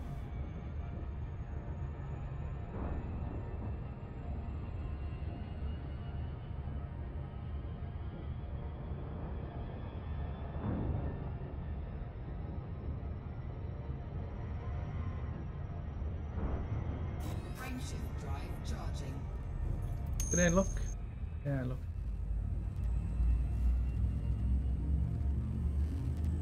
Yeah, no, the class 4s are either fixed or gimbaled. There's no turrets. At least according to Coriolis. So, yeah, put gimbaled on class 4s and then turrets on the class 3s. They'll still pack a big punch. Fuel skipping.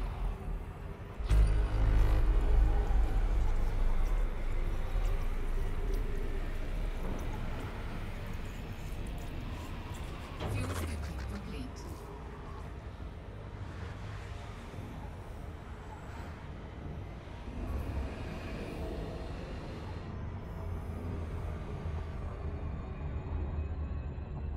Alright, I'm gonna need just a minute here. Get rid of all that coffee. Hold on. I'll be right back.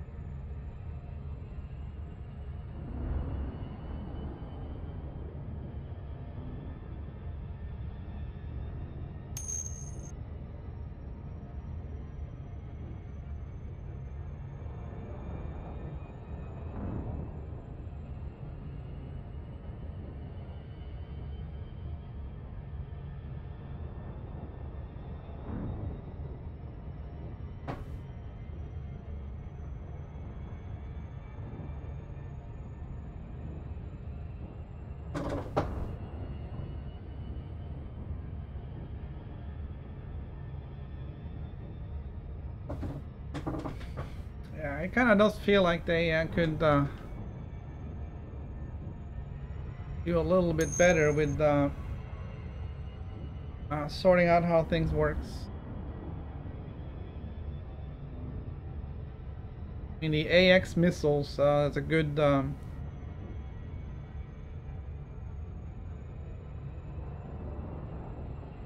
it's a good example of how things worked, and then suddenly they nerfed them because they worked too well, and then it didn't work at all.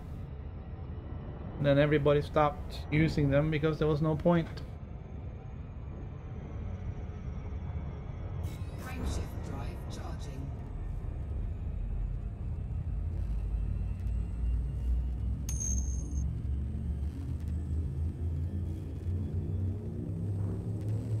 Yeah, I never really thought of using mines.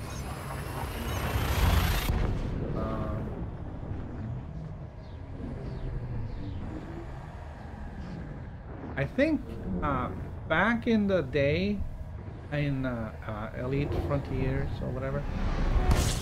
Whoa! Missiles were at least useful.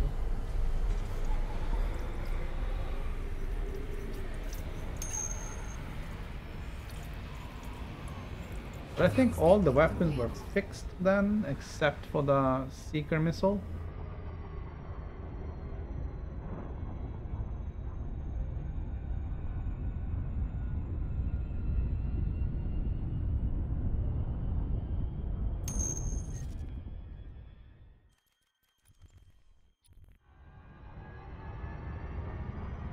Frameshift drive charging.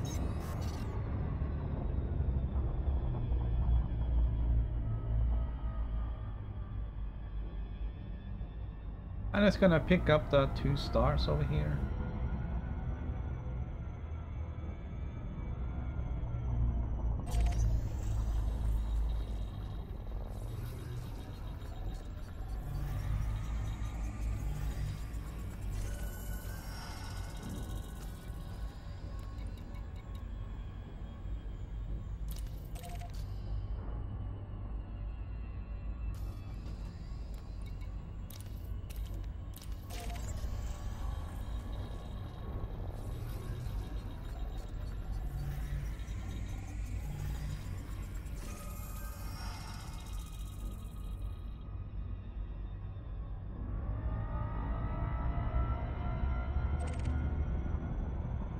You know, just because they were there. Frameshift drive charging.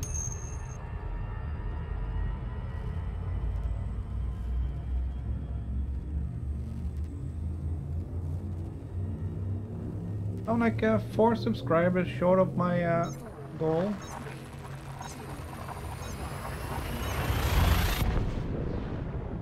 Which means I may have lost one.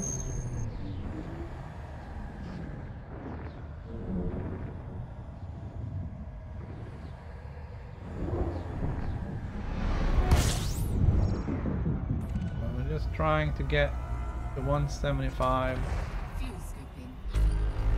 And if I get there, I'll do a extra long stream. Fuel scooping complete. Be fun to try. I don't think I've done much more than 4 hours.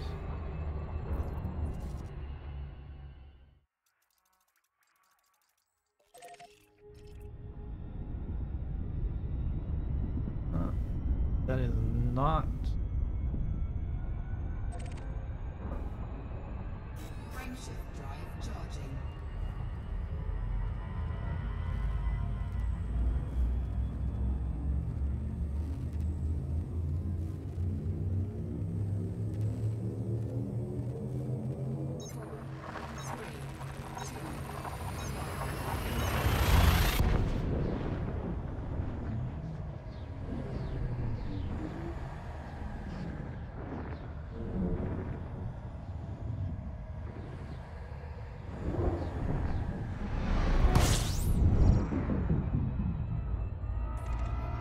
Yeah, I think seeker missiles could be useful because I don't know if a lot of people are really prepared for that.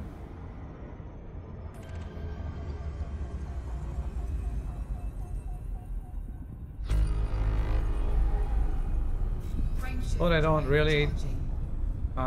put a lot of effort into explosive resistance on their shields.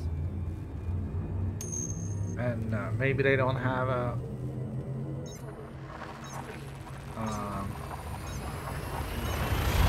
point defense. Of course, the point defense is only helpful if it has line of sight on the incoming missile.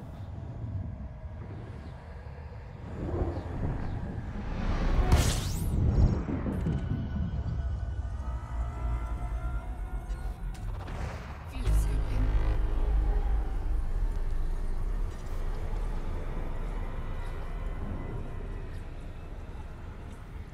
Oh. Fuel scoop disengaged. I'm a little bit tired here, and dog is on a weird schedule, and I can do about it.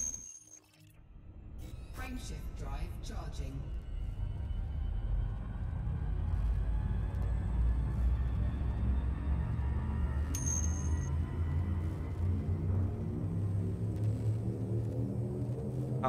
Pack hounds is power play thing. I think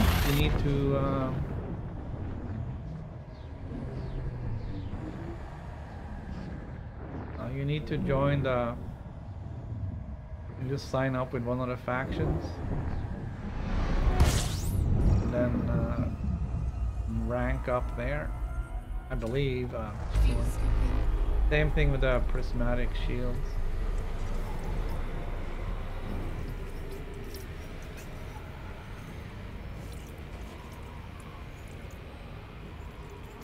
Fuel scooping complete.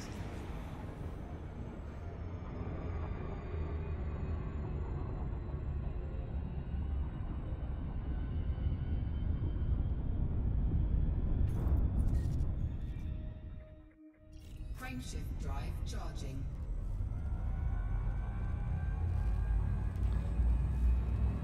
It's never ending in this game.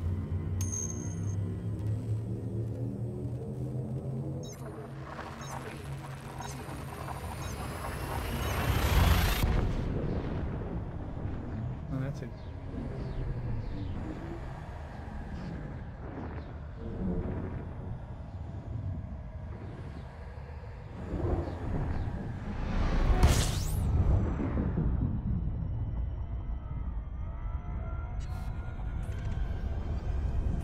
Oh, holy.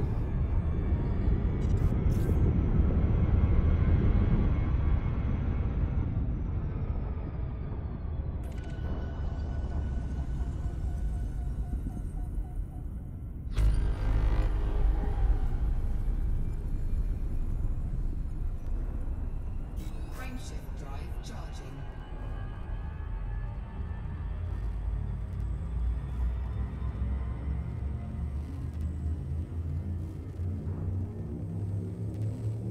There's always things to do.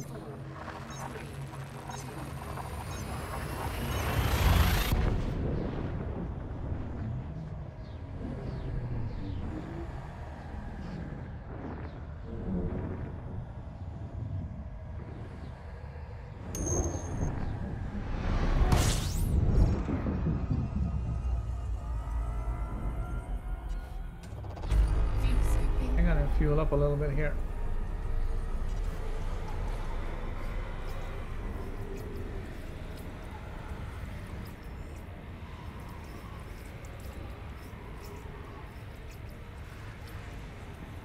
This is my maximum turn rate.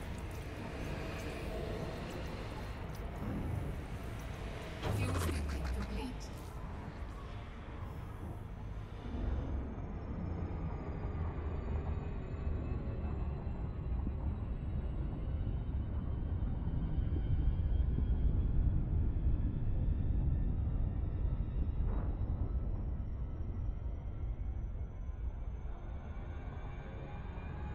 Frameshift drive charging.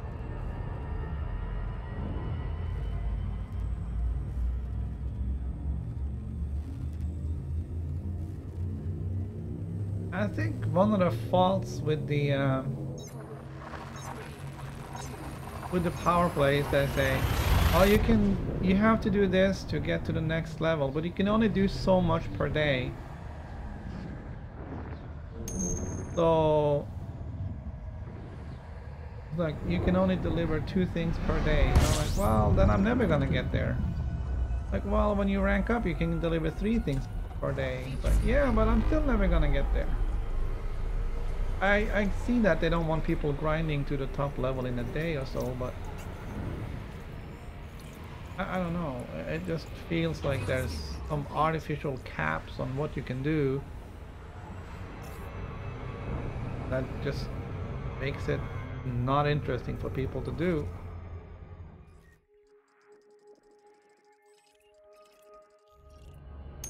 Frameshift drive charging. Yeah, you have to pick up some special packets and you only get to carry that many and you have to bring them to the other side of the bubble, whatever, and I don't know. It just felt like this is no different than any other mission, and it's kind of boring because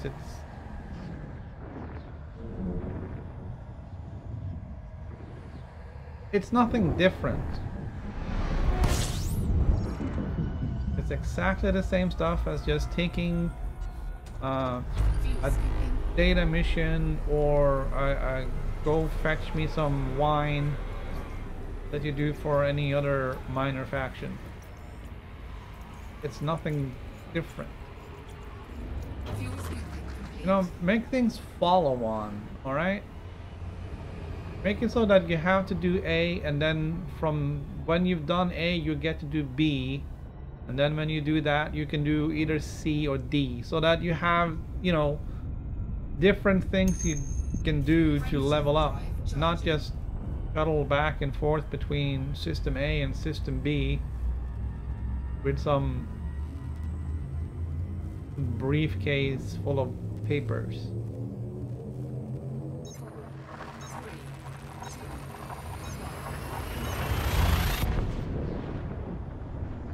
Well, yeah, there is that. Once if you sign up with one power, then you are automatically kind of sort of an enemy of all the other ones, or at least some of the other ones. Fuel scooping.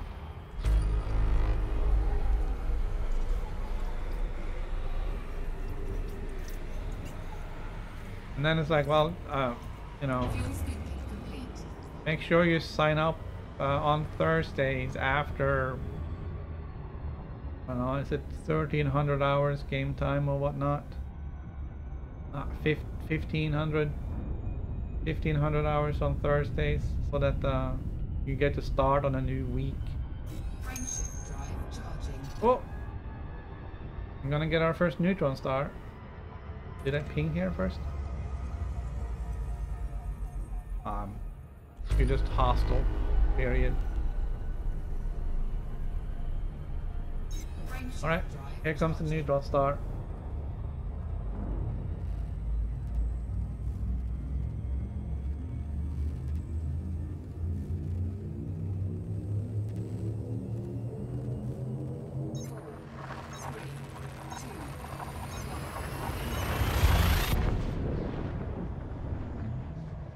Alright, we're gonna go full stop.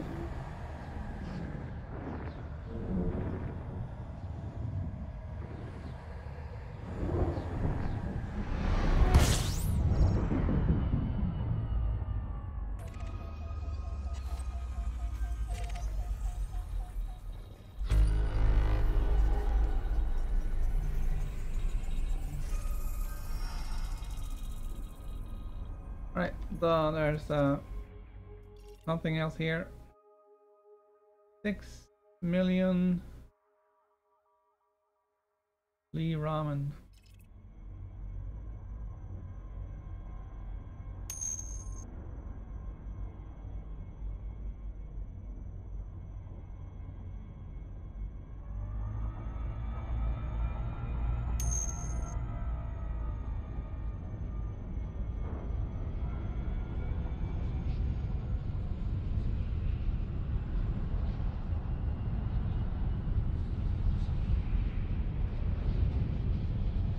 Warning, frameshift drive operating beyond safety limits. Frameshift drive supercharged.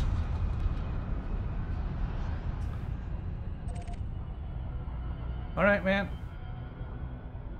Here we go, 200 light years.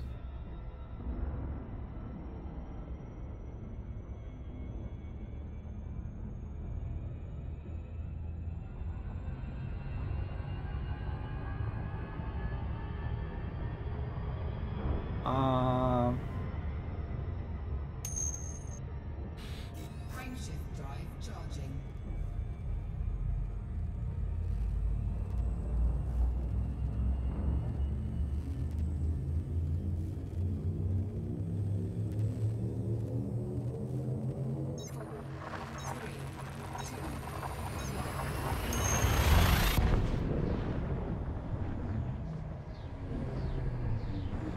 Well,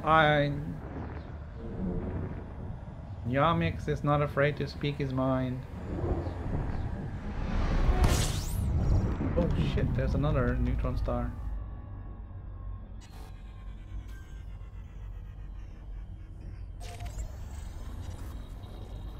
Sorry, I'm not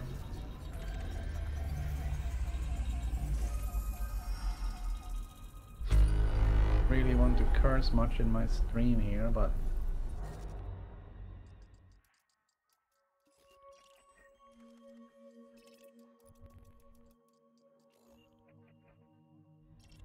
alright. My dog is freaking out because the snow and ice is finally coming off the roof.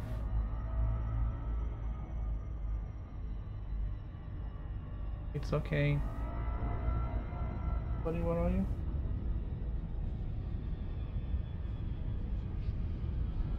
We're finally having a nice warm day. We're gonna get some melting happening today.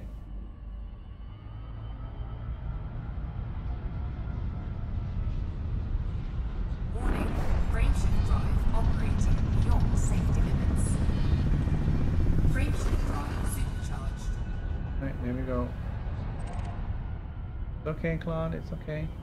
Just snow. So yeah, it's warm enough now that the snow and ice is finally sliding off my solar panels.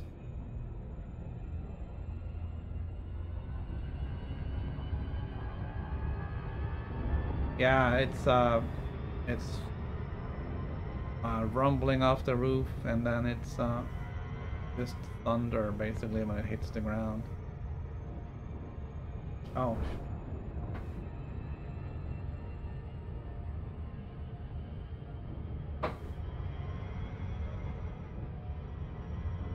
Frameshift drive charging. Alright, another 200 light years.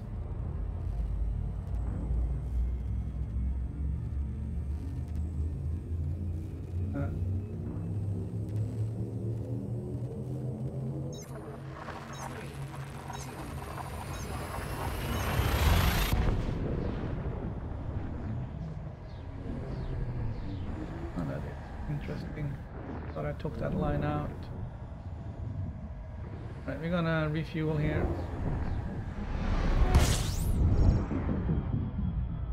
And we're also gonna check the status of our frameshift drive. I think we started with 100%, so those two jumps shouldn't really have done much.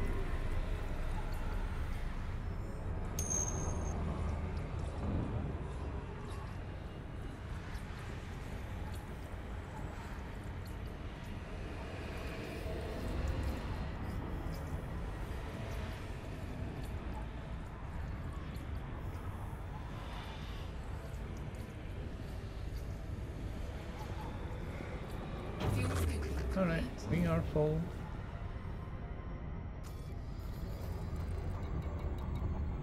Yeah, we started at 100%, so we got 2% down, which is not too bad for two jumps. We're not gonna worry until we dip into the 80.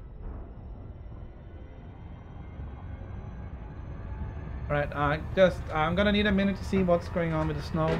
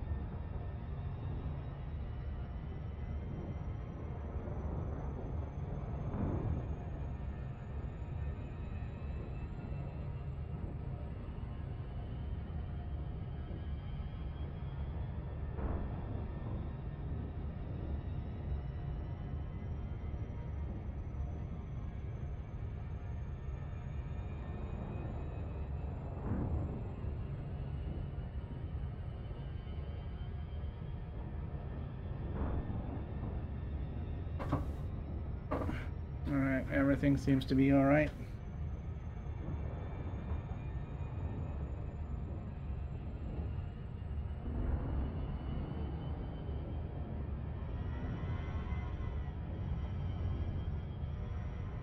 There's really not that much I can do. The snow will melt and come off the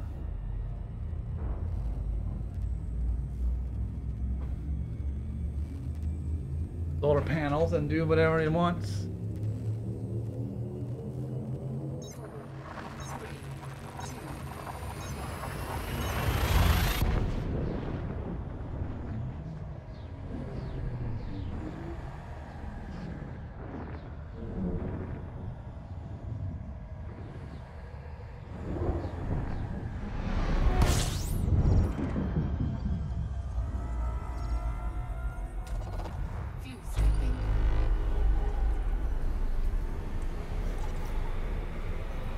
But what's going to be tough today is it's like nice and warm now, but it's going to freeze overnight. So whatever melts now is going to freeze overnight.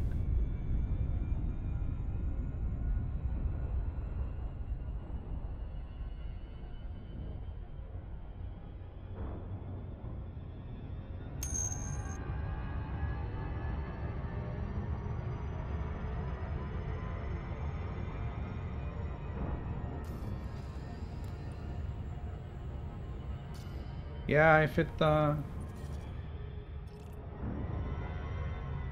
It melts and it runs into the street. Yeah, it's gonna be black ice tomorrow.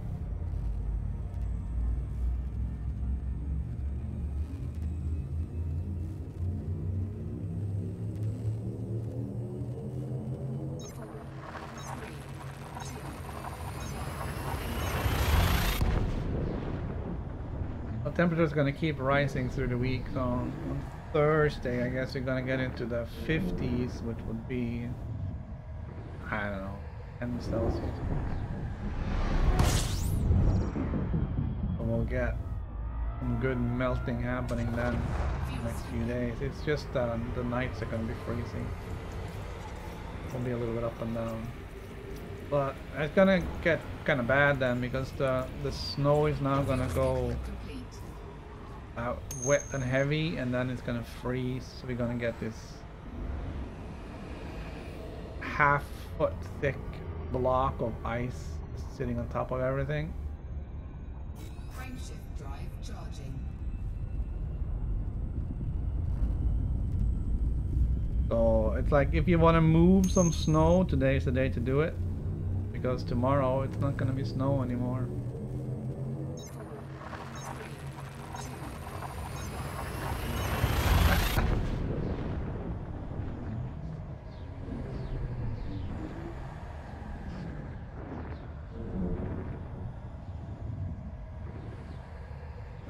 Seeker missiles on a turret.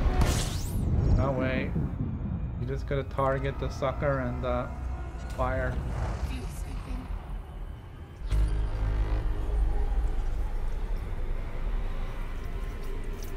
I don't even know if they have seeker missiles on a turret. I looked at missiles like on day 1, and then somebody said missiles, you shouldn't use missiles, they're useless. So I dropped the missiles and I went to look at what was the way to go. And since then I've been sticking with Frameshift drive charging. I've been sticking with beam lasers and multi-cannons.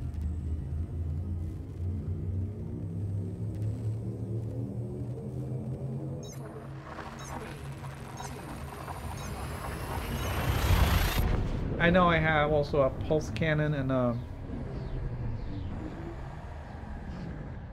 pulse laser and a regular cannon on the Anaconda, the other Anaconda, and that's but those are class 1 weapons, so they don't really count.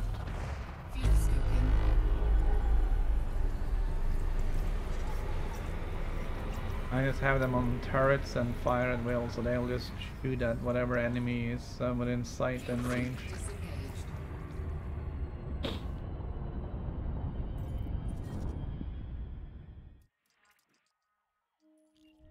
Frameshift drive charging.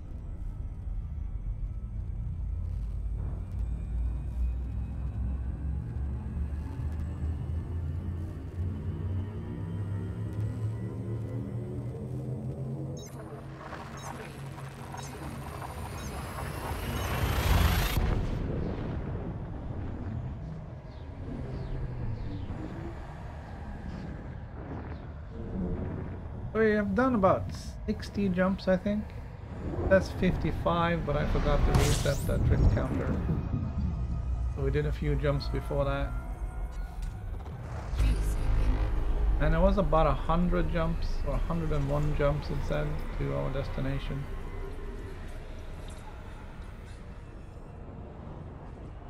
Lots of planets here.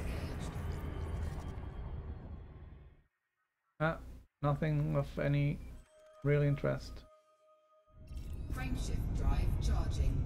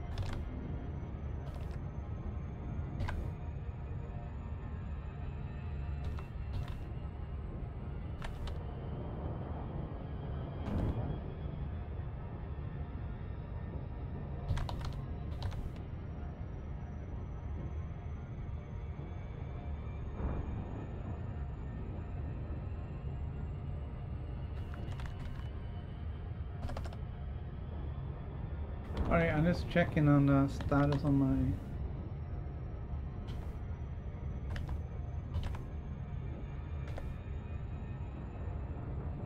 solar panels.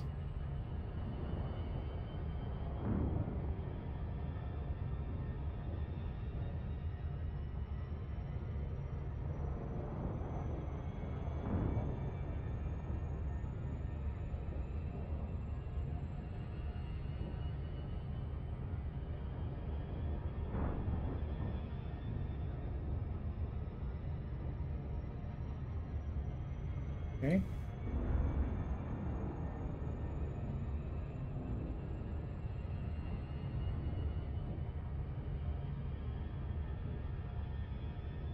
Interesting.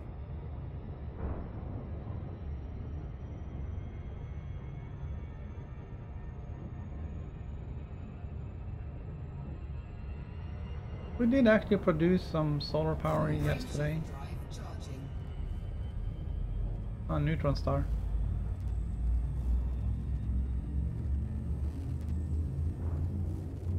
20% arsenic?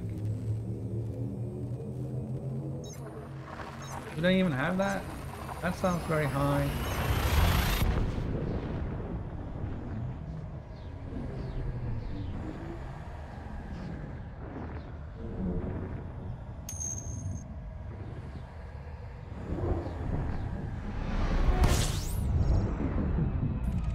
I mean, you can look that up on ADDB.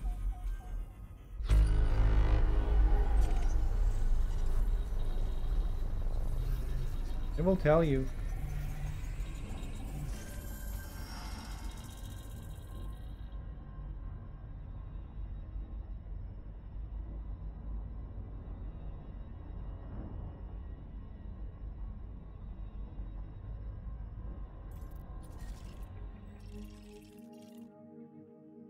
Nobody's ever discovered this one before.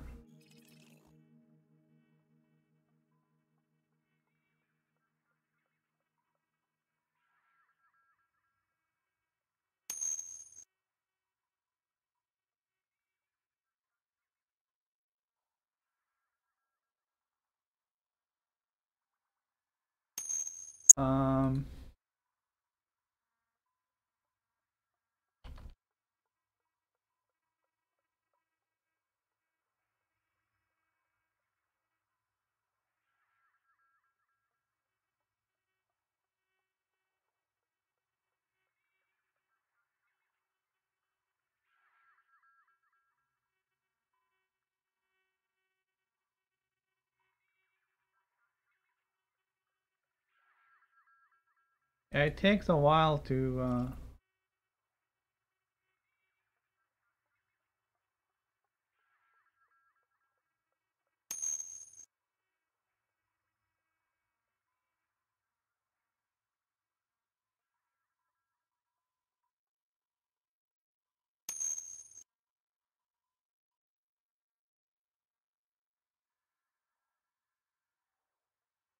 wow, these values are all really low.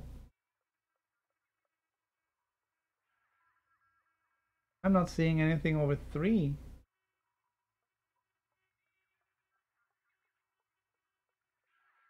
All right.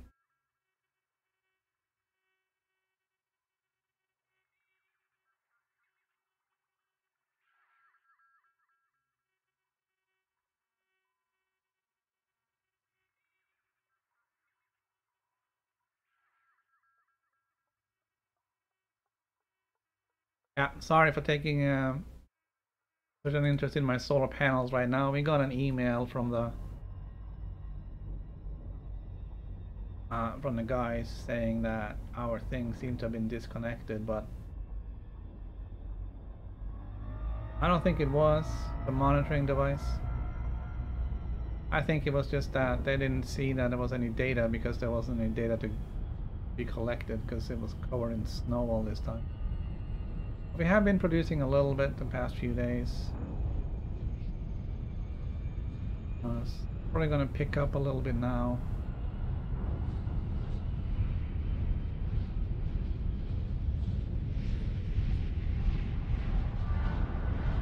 Warning, frameshift drive operating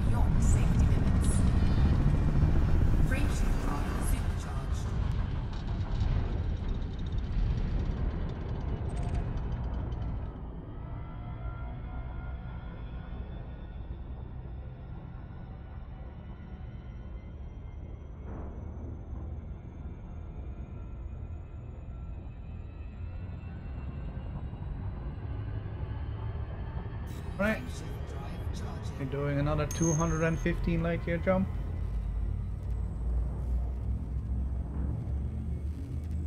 There is a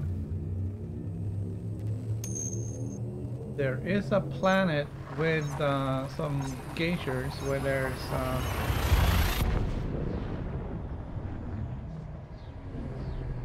where you're supposed to be able to pick up a lot of stuff, including arsenic.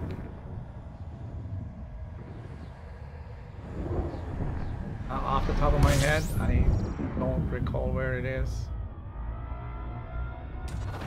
Fuel skipping.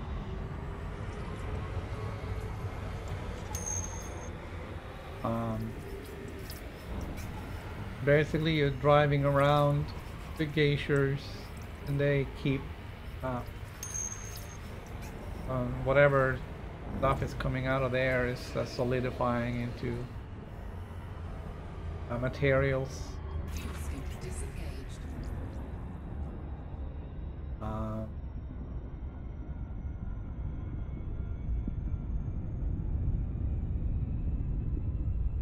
Yeah, I tried looking on EDDB, but that was all crap. Frameshift drive charging.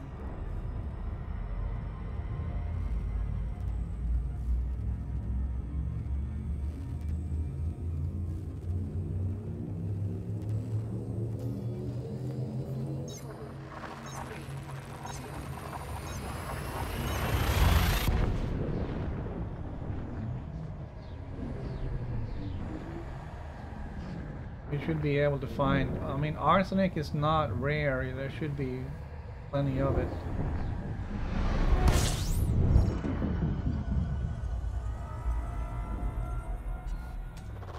Fuel skipping.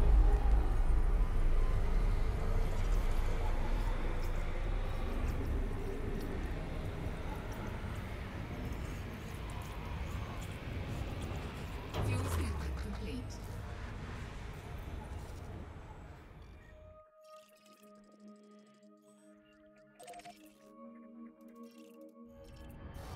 Cannot comply. Frameshift drive charging.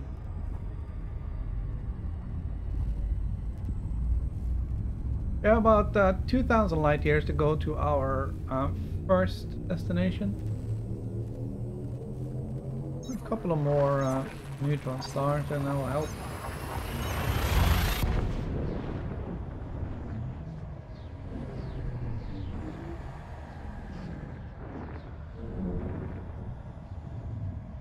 Since our destination is in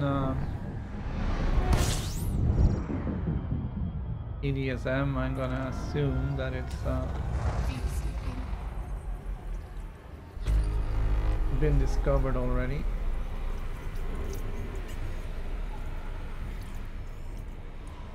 Fuel skipping complete.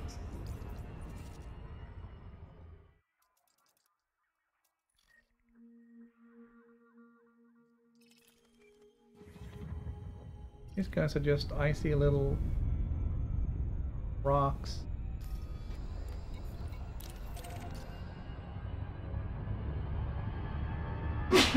Oh, huh?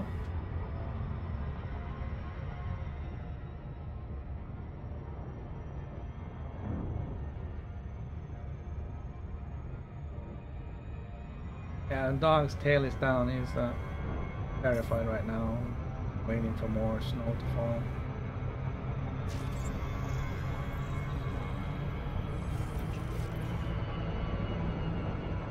We're gonna check this one and see how much arsenic is on it. Then you can come out here and mine. It's only 57,000 light years.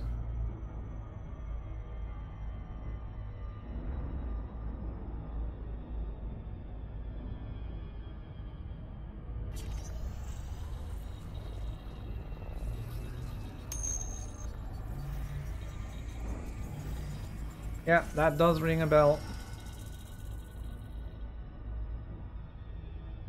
Right, there's no arsenic on this one.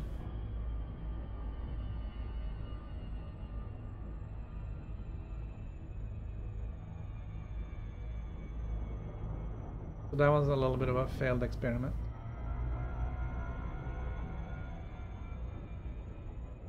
And we're gonna go around until we find the sun here.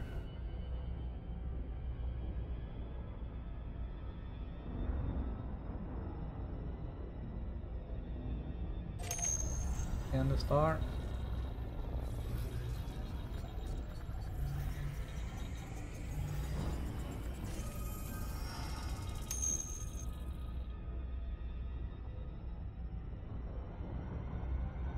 Oh, I think the weapons are kind of spreading out. So you'll find them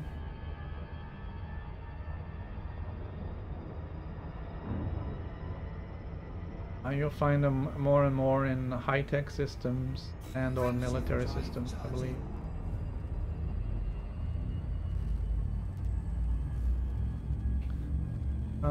Okay, it's a K class.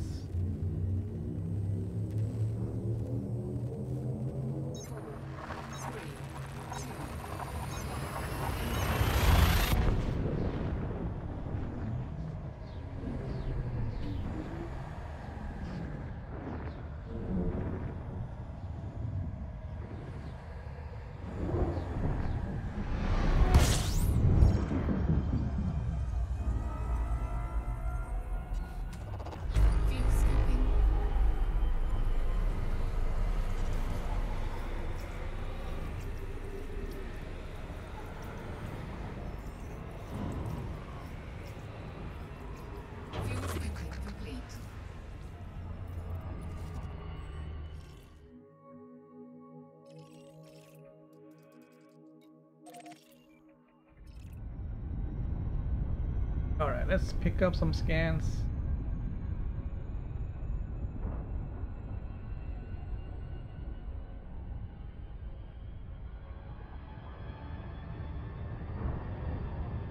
This thing is relatively close by.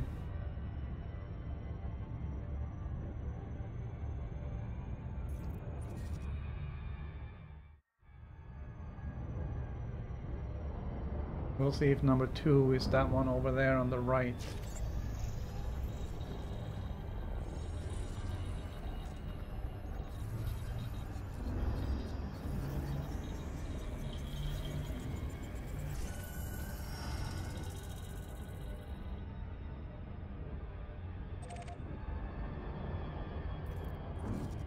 Probably not.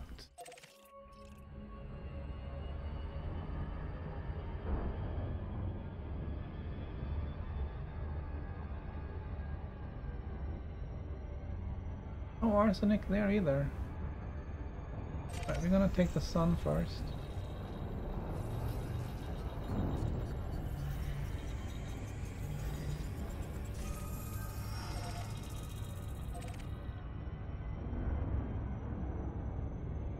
Then this guy.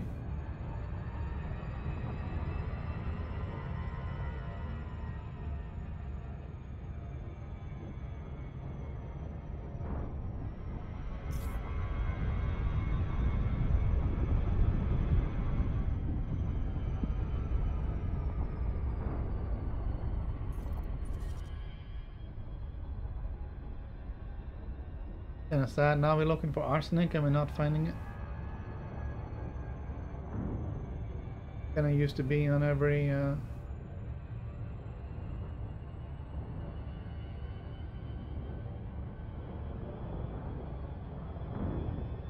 body we've scanned.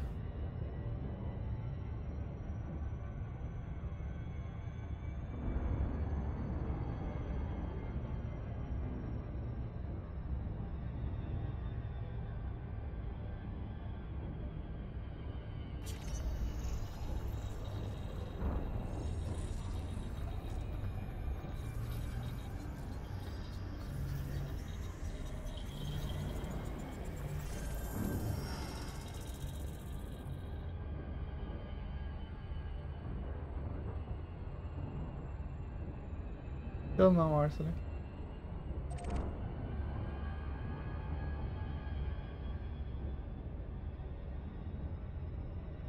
Frameshift drive charging. Right, we shall resume our travels. 32 jumps.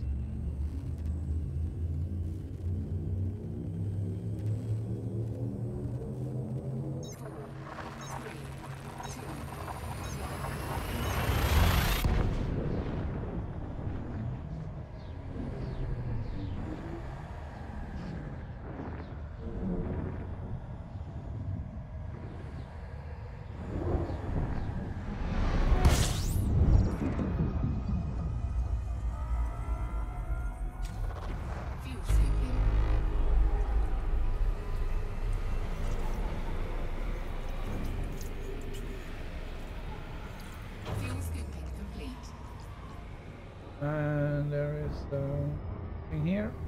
Frameshift drive charging.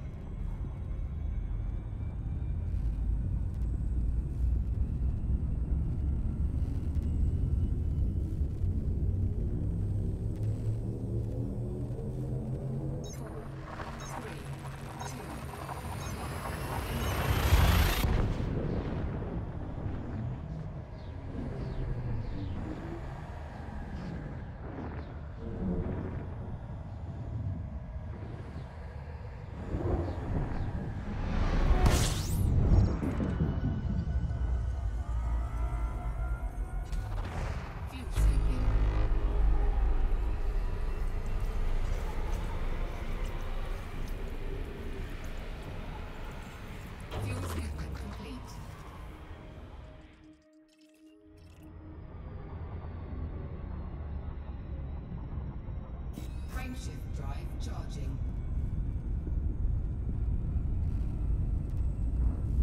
Alright, here comes a big star.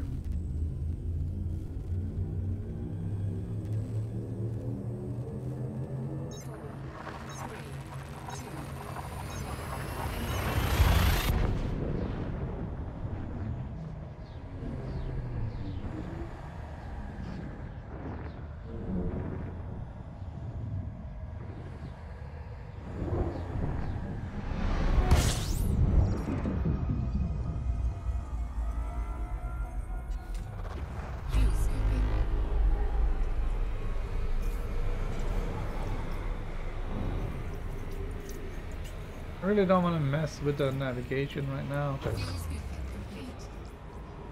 I'm afraid we'll lose jumps on it.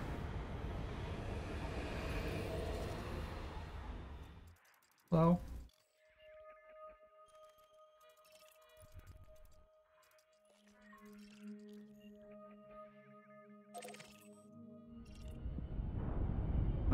Is that a giant water world?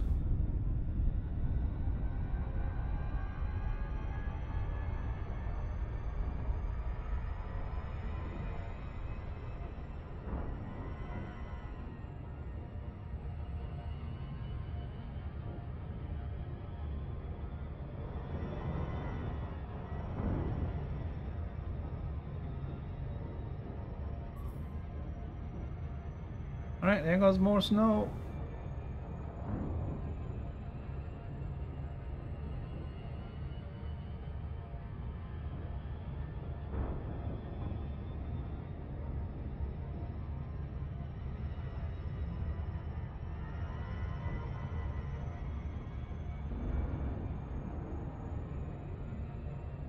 Not seeing a huge change in production, but not really super sunny right now.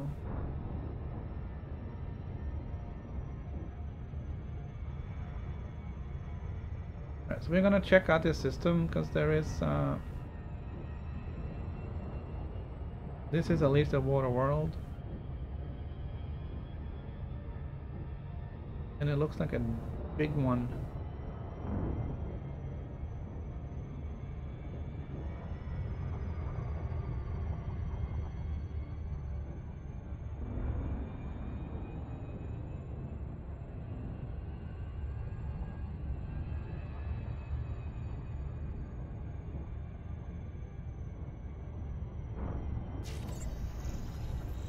Alright, let's see what the scanner says.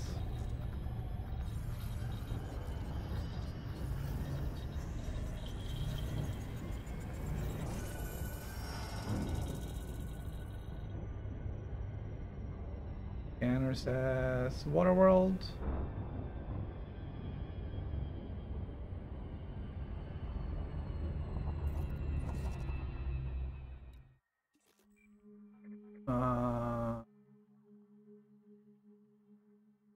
Six times bigger than Earth.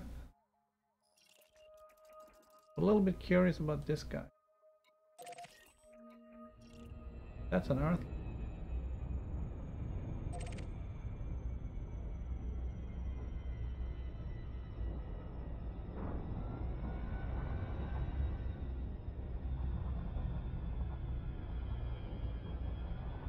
That is an Earth-like over there. We are gonna go and check that out.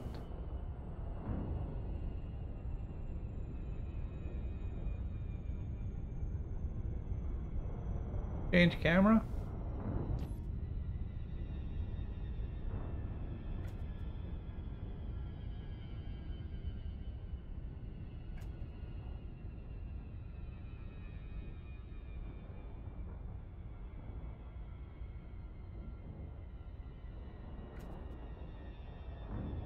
That's just a blue ball.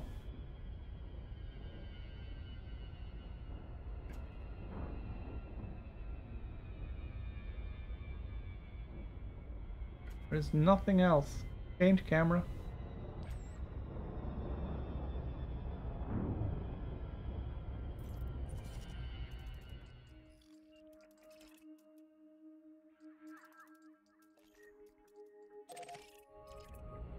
Gonna scan this primary star before we head out to that Earth-like.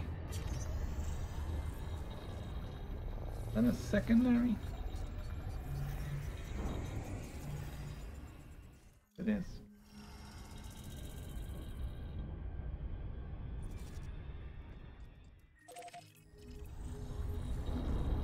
We'll scan that one as well.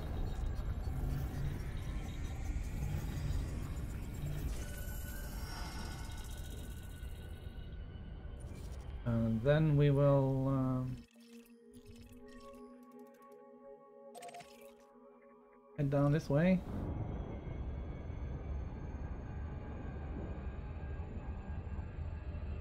Right, this is a long ways down. Not gonna take that long, but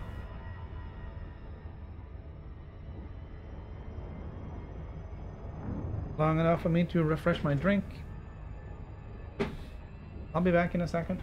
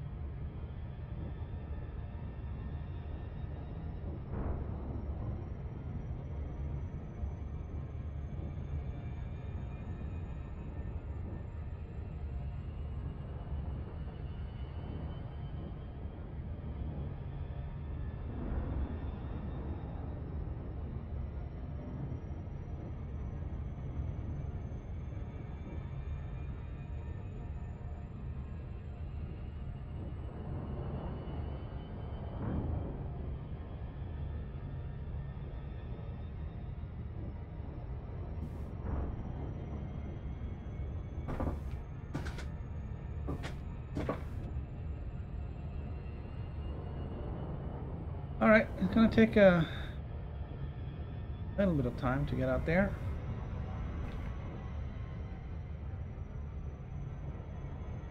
Not quite 5 minutes, but anyways, let's have a look at the galaxy map, see where we are.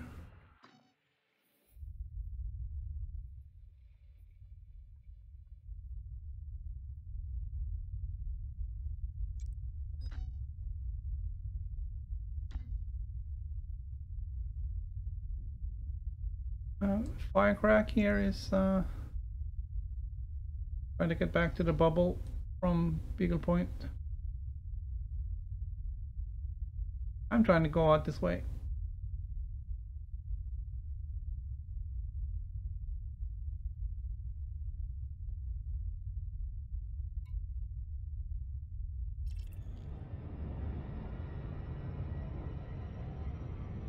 We're still accelerating.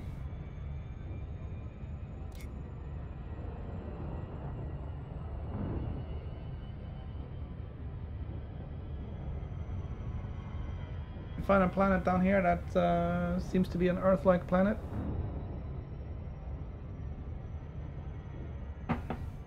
We're gonna go for that.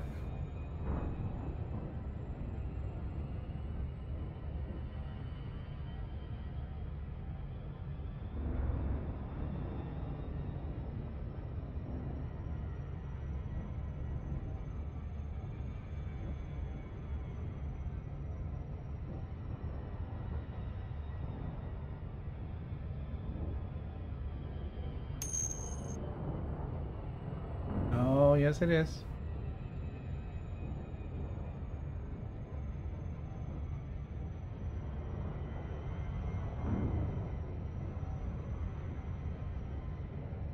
Okay, Claude, it's only snow.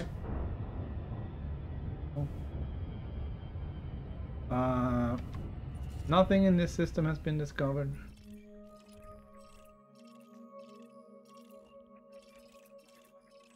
We're gonna go down here, we got these two, we're gonna get these two, and we're gonna get these planets. And that's a water world.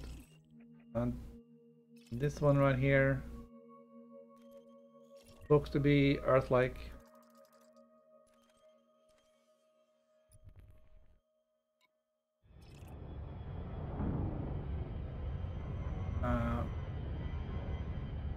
Maybe I should have double checked that with the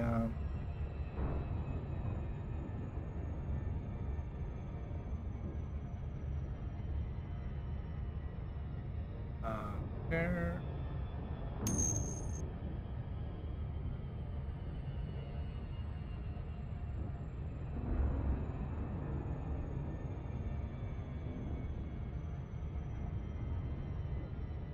Let's check out the hologram.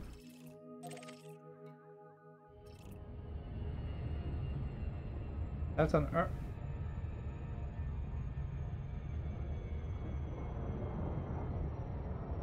Yeah, that's an Earth-like.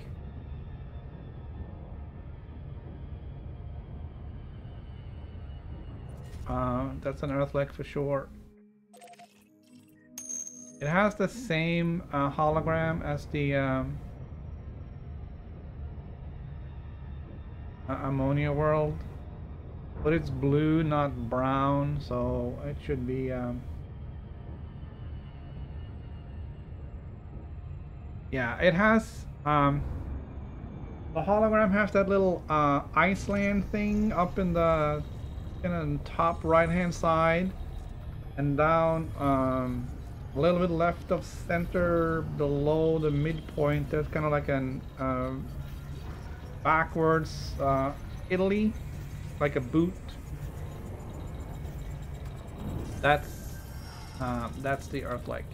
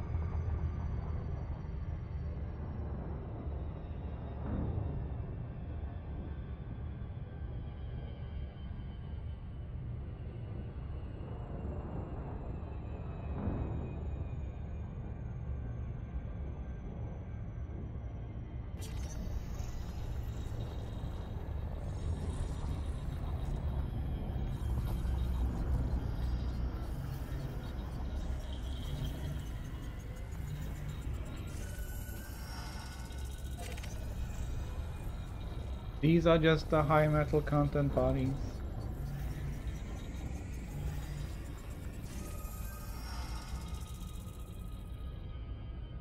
Actually, that was under ice body.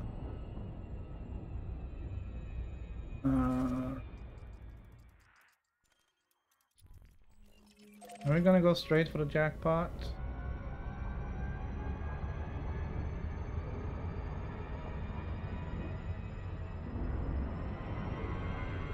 And then we'll take a picture.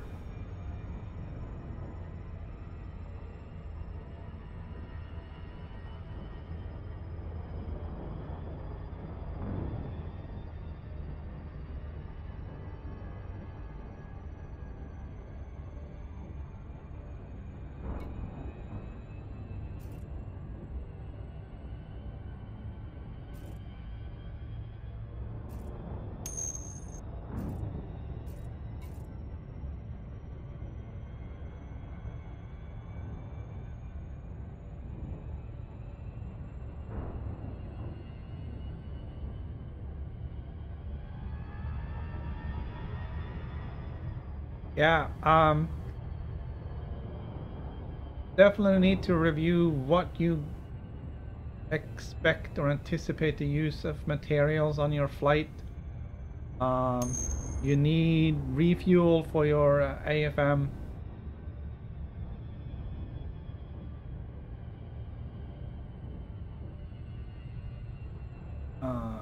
Also heat sinks.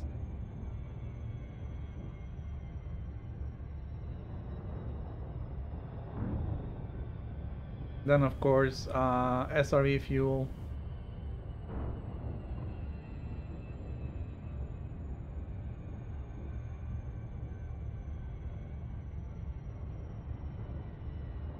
Right, so the only thing missing with this planet is rings, or rings around the Earth-like.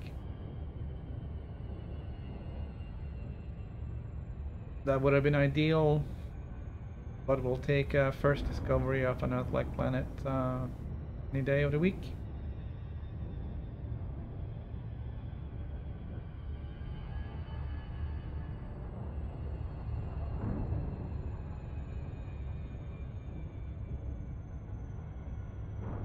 If this is an Earth-like now, I'm gonna be very disappointed.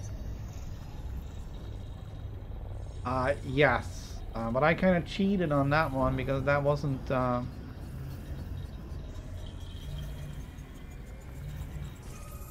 That wasn't unexplored. I knew that was there. That's why I went there. So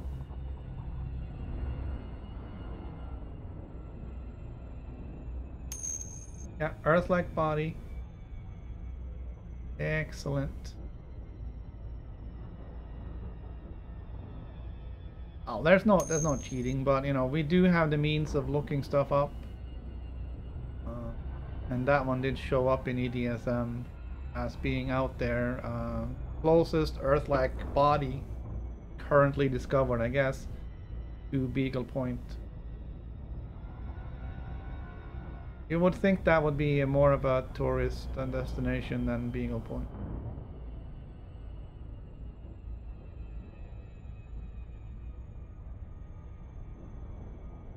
Well, here we go. Change camera.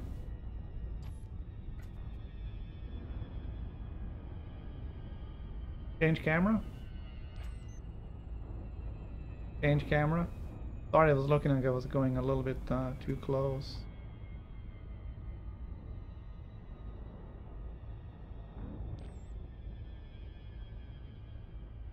Take a picture.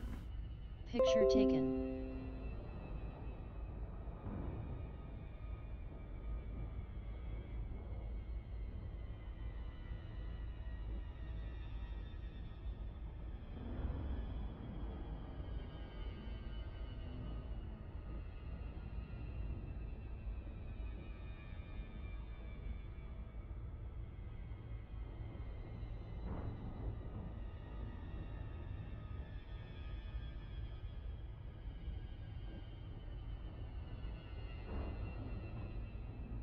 Wish I'd turn those lines off. Alright, change camera. Change camera.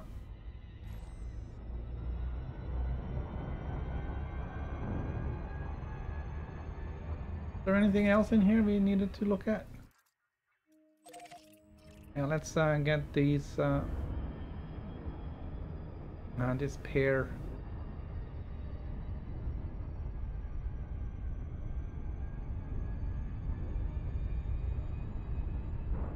Right over there. This one is all mine. Assuming nobody else discovered it on their way home and is just waiting to sell it.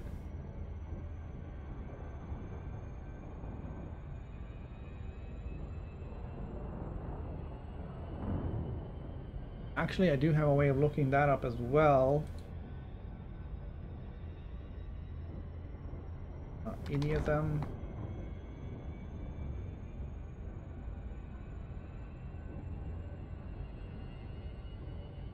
My flight log.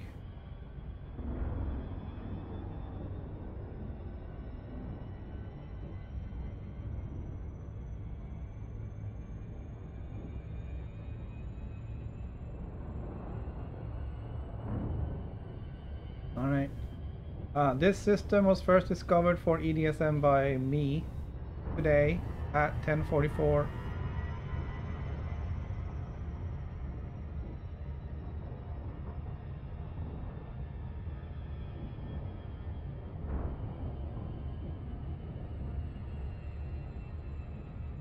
Only one ship reported as passing through, and that is my ship.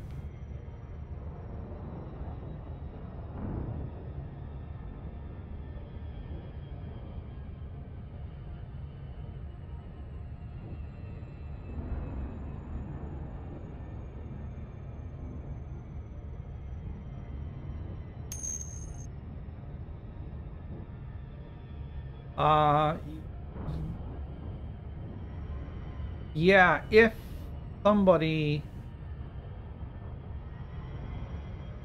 was using EDSM, anything that reports to EDSM, it would have, yes. So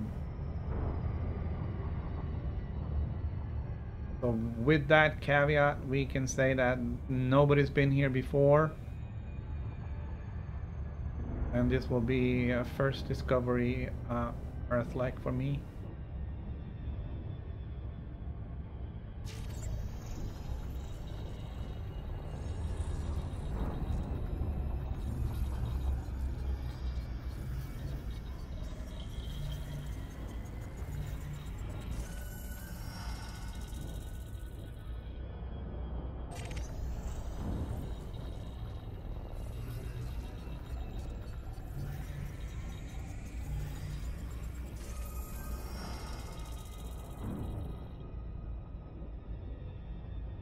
All the way down.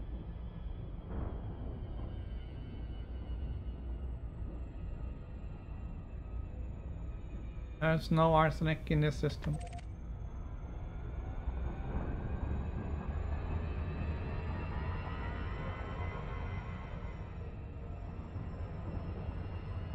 Frameshift drive charging. We are gonna continue our journey.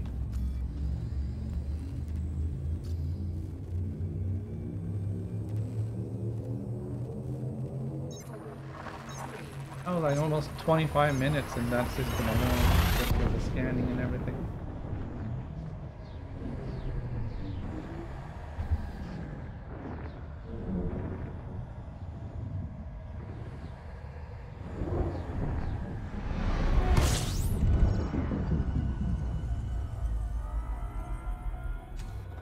Fuel saving.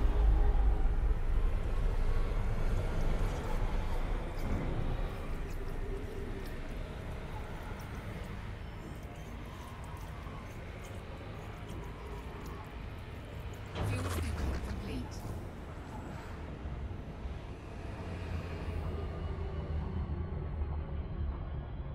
Frameshift drive charging. Ah, here's a neutron star.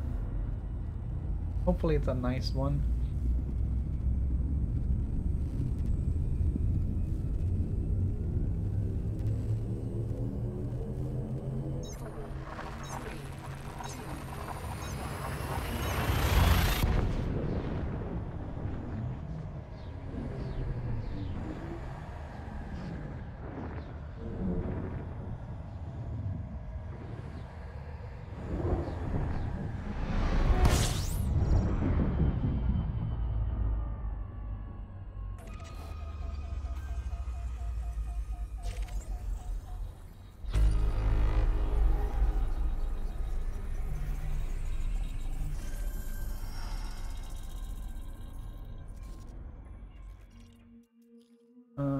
Also not discovered.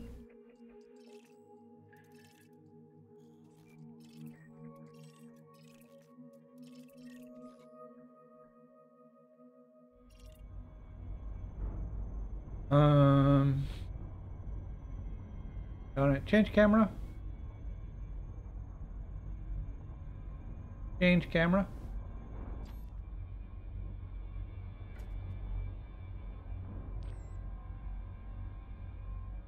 Take a picture. Picture taken. Change camera.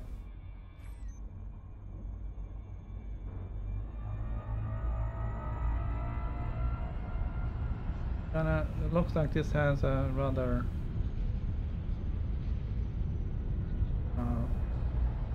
small bed cone.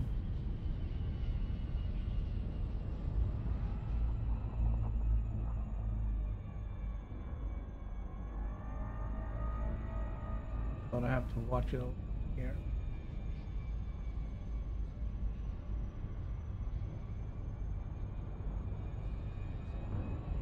Warning. Frameshift drive No. operating beyond safety limits. Frameshift drive supercharged. Alright, we are supercharged.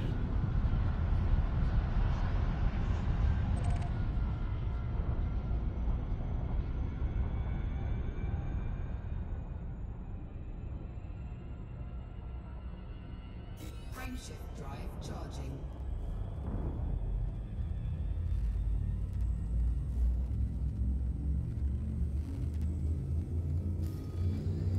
Yeah, we should make it today. 4,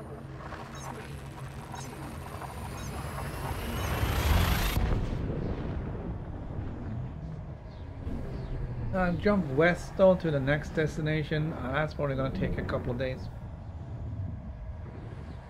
Depends on how many neutron stars we find and how much stuff we end up scanning on the way. Fuel scooping. So I know some of the guys are in a hurry to get back to the bubble just because they're Fuel scoop disengaged. well, I want to get back to it, I guess.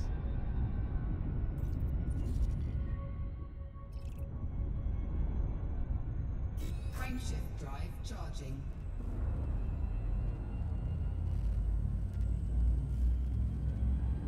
It's probably gonna take me, I don't know. I don't have any way of anticipating how long it's gonna take me to get back. But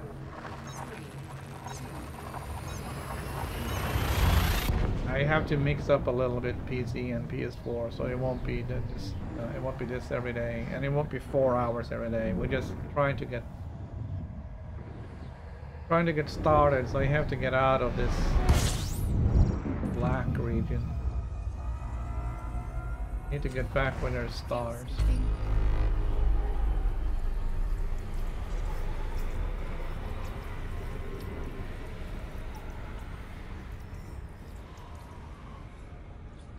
Fuel scoop disengaged. Frameshift drive charging.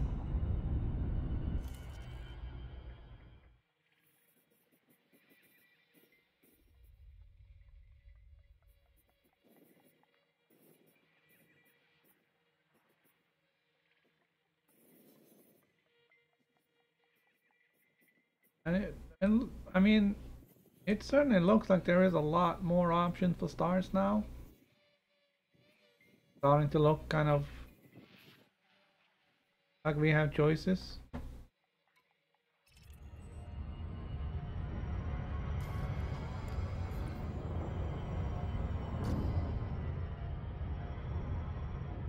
Frameshift drive charging. Which is cool.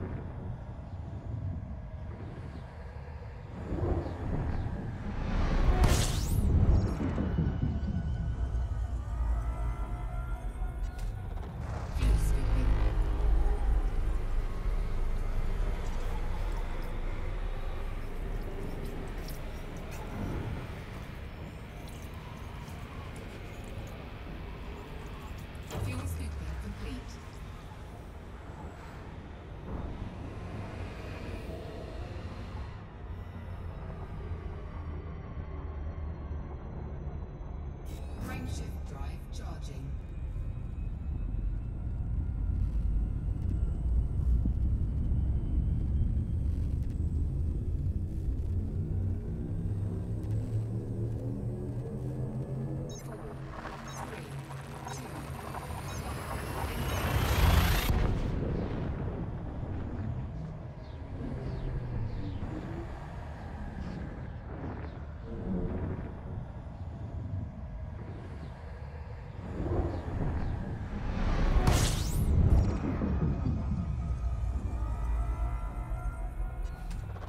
Fuel skipping.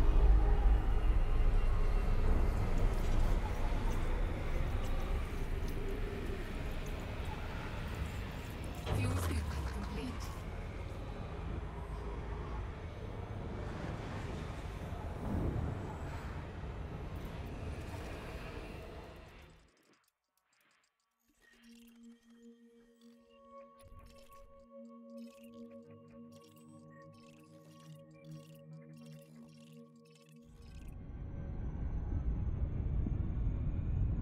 Frameshift drive charging.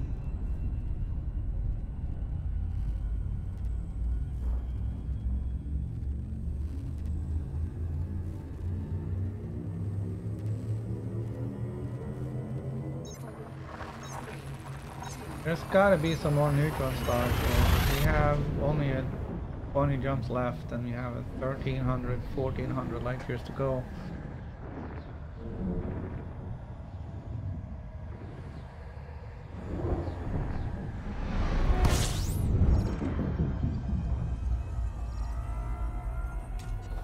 Fuel skipping. And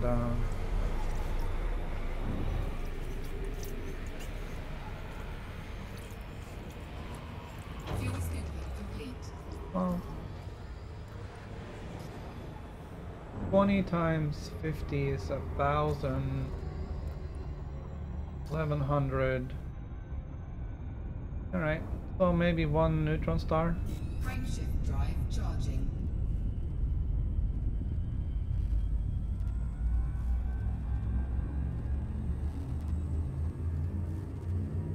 And that is of course based on, 52 light years or 50 light years per jump on average. Maybe 1100 light years on the 22 jumps.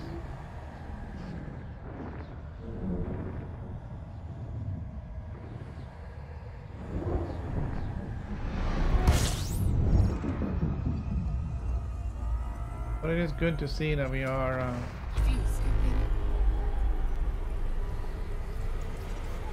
seeing more systems. Fuel skipping complete.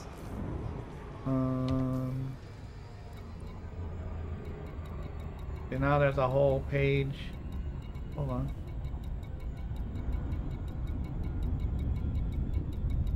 Wow.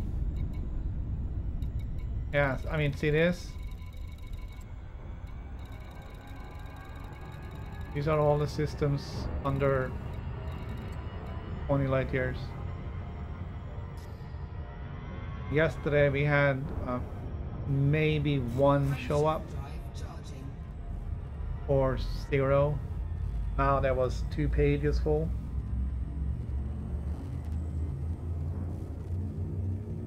So this is definitely getting better.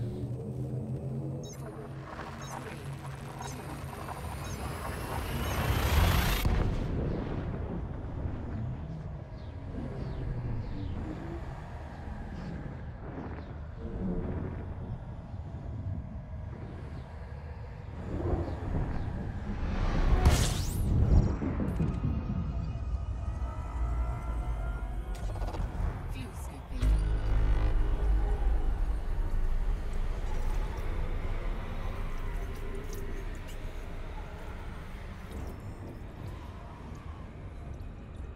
Fuel skip disengaged.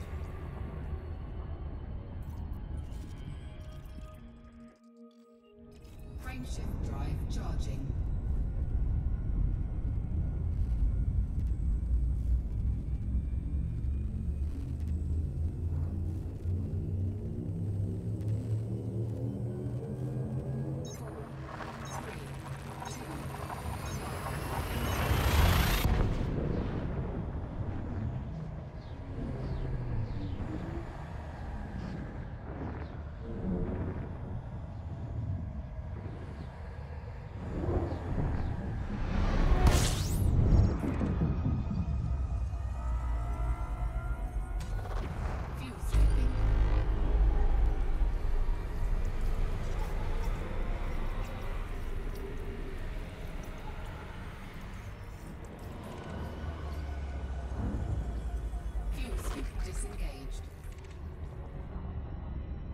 I think I've figured out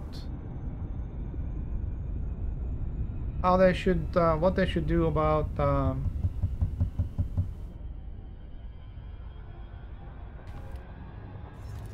allowing you to set your own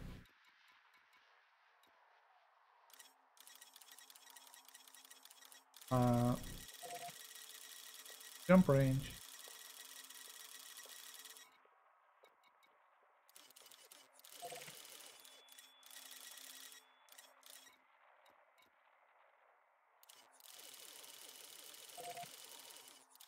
Well, actually, you can by setting this. I don't know if it actually takes effect. But if they had another one here for fuel usage, so you could select, you know, 10, 20, 30, 40, 50, you know, percentage of fuel use based on maximum.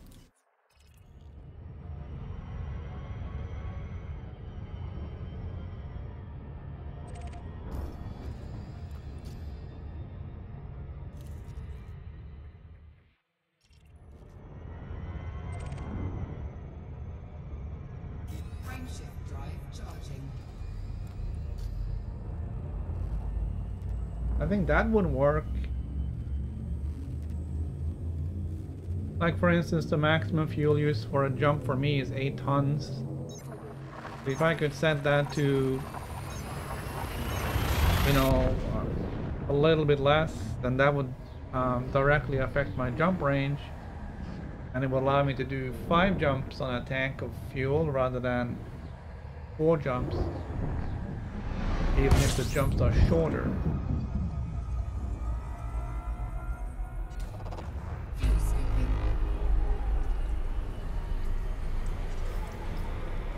But because the fuel usage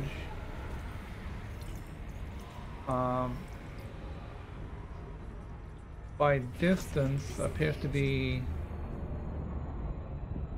some form of exponential formula. Charging.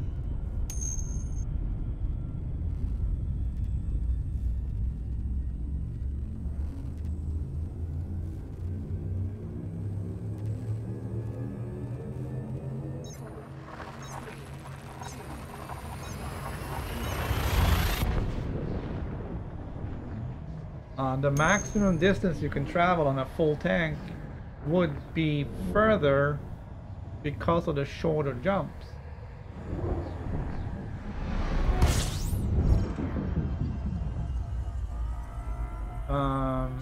Assuming you'll be able to travel on sort of the same vector.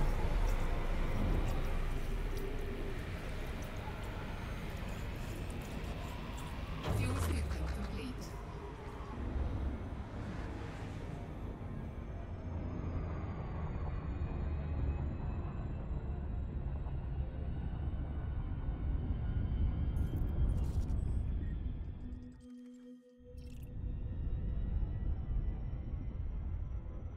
Well, the thing is, they already have that built in. That's my point. They already have a function that sets your fuel cap.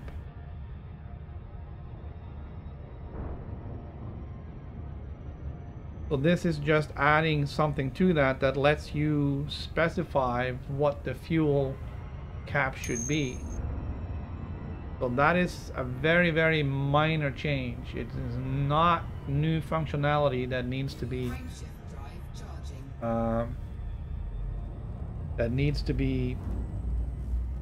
Done. It is it's simply changing what the max fuel usage per jump is. You can already adjust that. You get adjustments on that when you do engineering on the frameshift drive.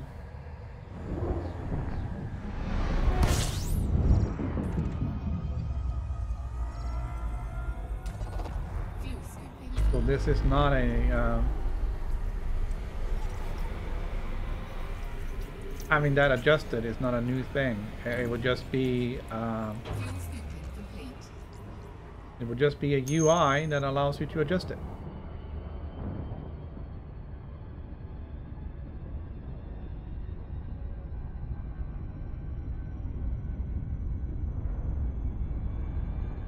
Yeah, but just like here,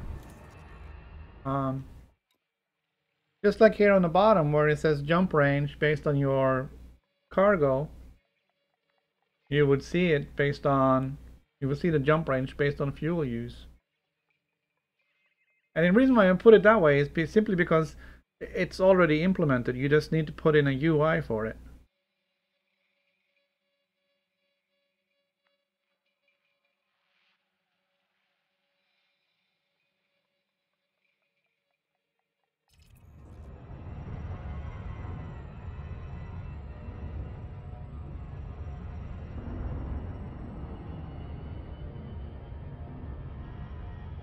Frameshift drive charging.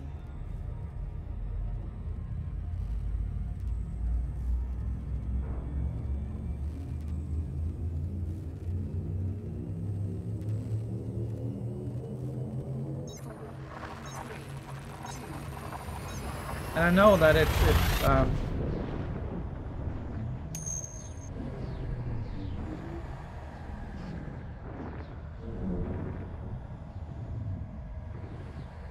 I don't know, it would be a little bit complicated, I guess, for some people to figure out, but I don't know. Fuel scooping. It didn't feel that complicated when I thought of it.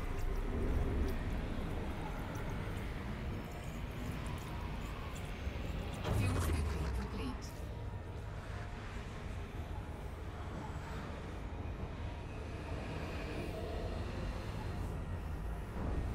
Nah. Frameshift drive Too soon.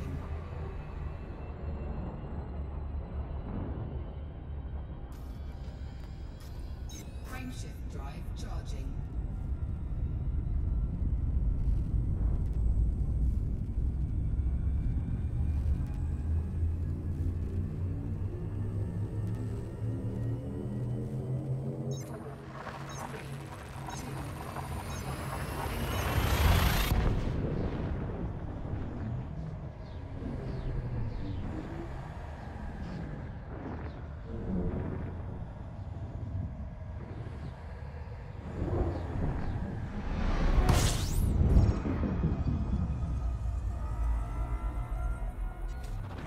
Fuel scooping.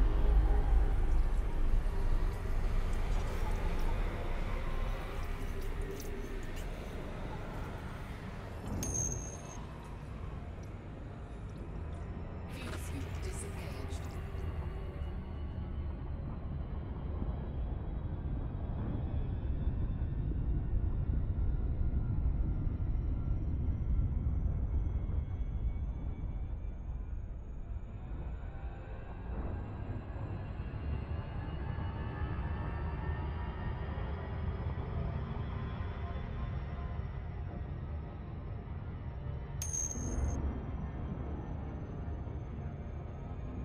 I mean, this one?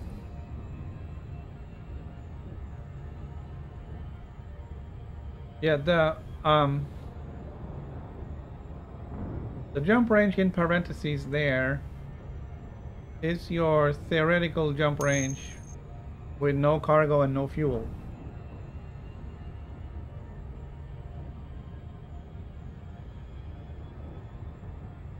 But you know, you're never going to be able to jump without fuel.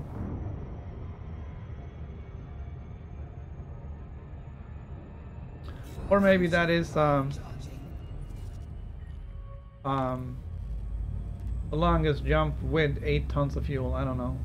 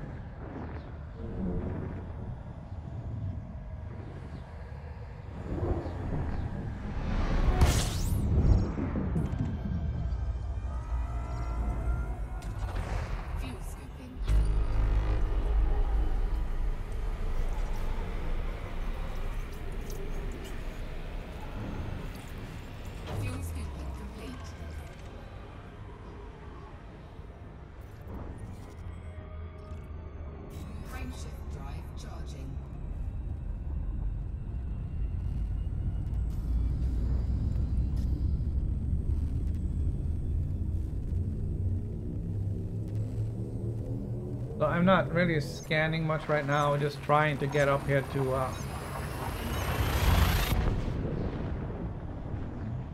the star. It was just 14 jumps away.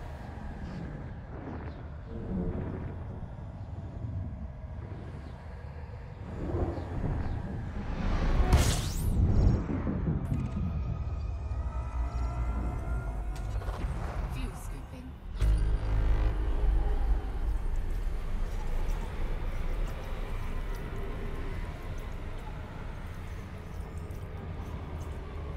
Fuel scooping complete.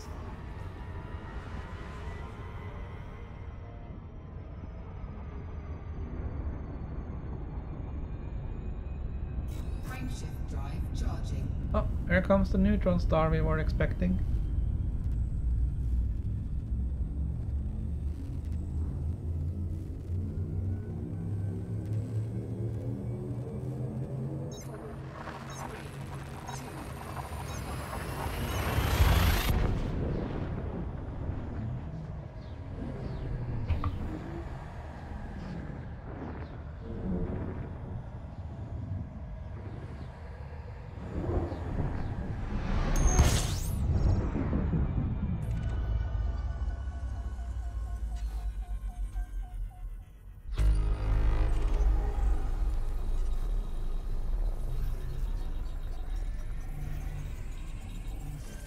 Yeah, the stream where they explain how they made it.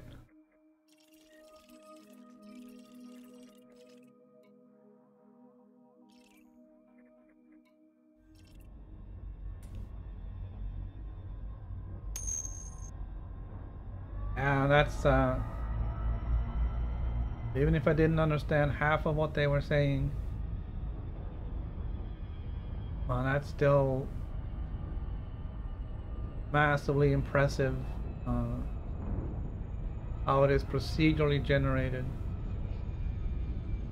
and not stored.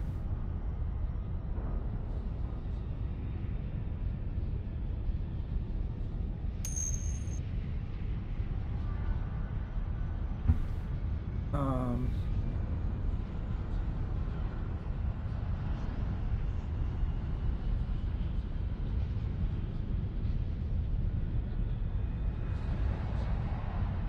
Alright, there we go. Frameshift drive operating beyond safety limits. Frameshift drive supercharged.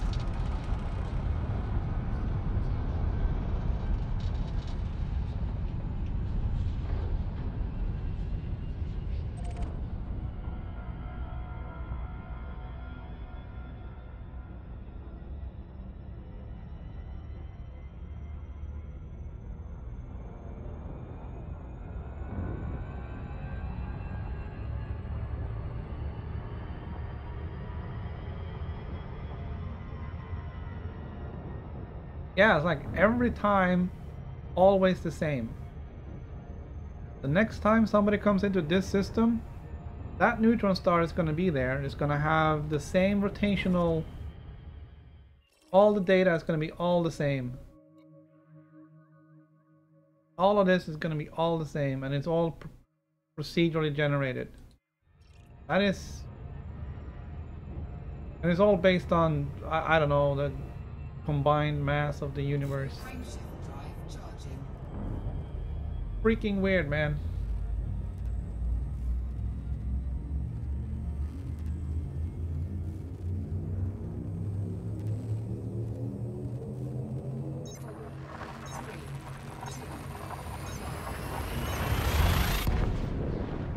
And then 10 guys from different places in the world can all be in the same system and all see exactly the same thing every time.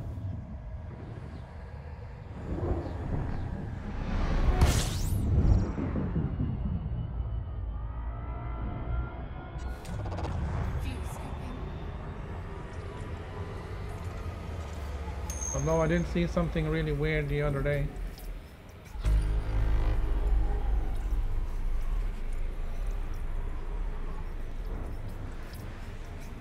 Somebody was jumping all over the scanner. Fuel scooping complete.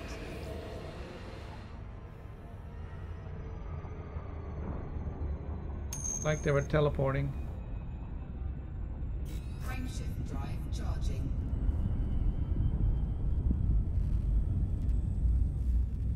Also, you know the scanner down in the middle here? They were jumping all over it. Like 1 second they were over on the left side, and another second they were over on the right side. They were above me, they were below me, all over the place. Just scattering around. Must have been some lag somewhere.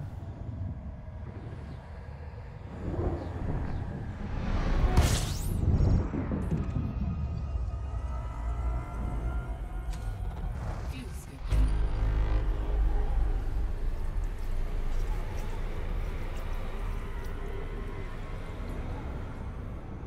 Fuel scoop disengaged.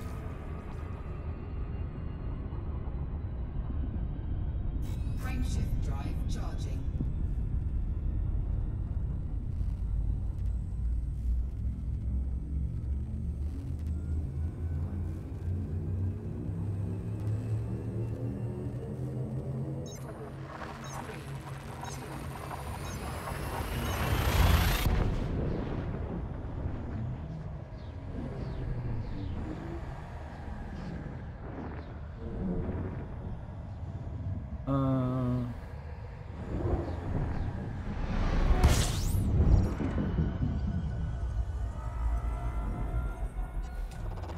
Fuel scooping.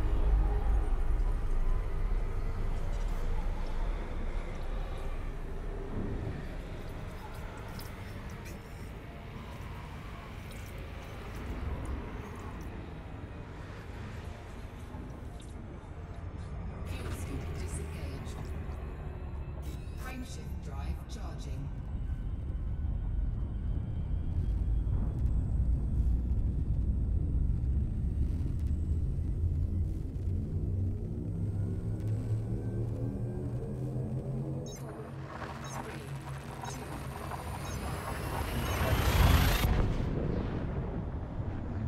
There is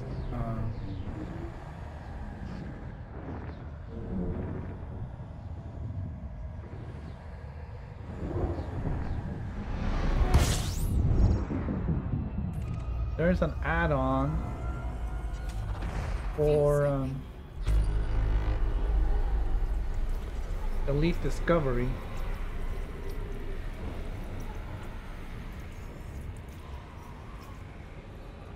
Called Sound Blaster.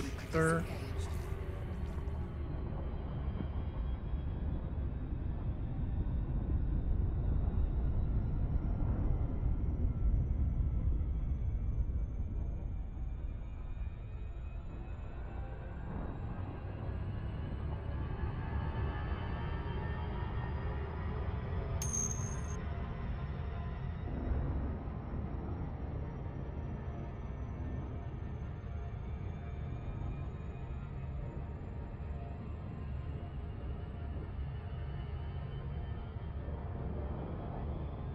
It doesn't seem to have really.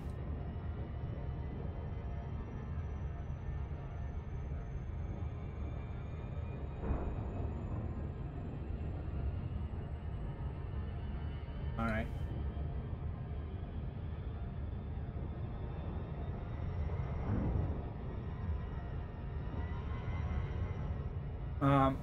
I was hoping it was going to be a little bit more configurable. The Sound Blaster add-on for Elite Discovery will play a sound based on events.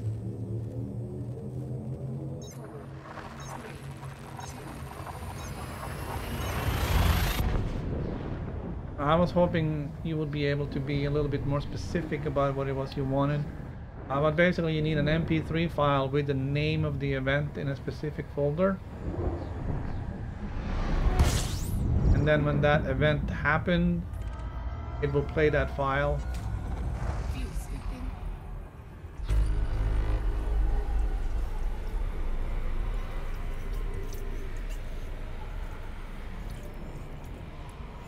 Which sounds really cool. But it wasn't what I was looking for. I was hoping there would be more where you could say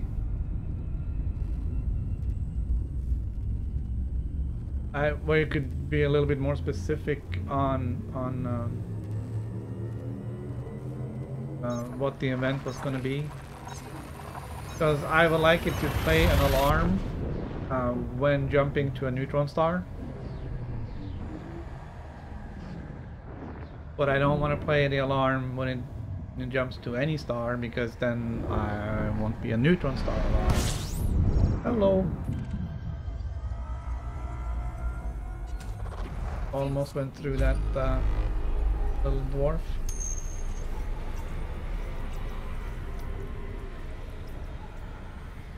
Yeah, I think that would be useful if you could do that. And probably other events too, if you could just filter it to be more specific, that, you know, for a certain event, if there is a certain thing, then play a specified sound.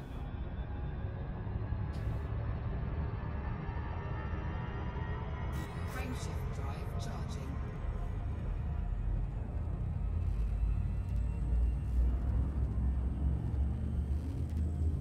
Then that would be a little bit more useful than just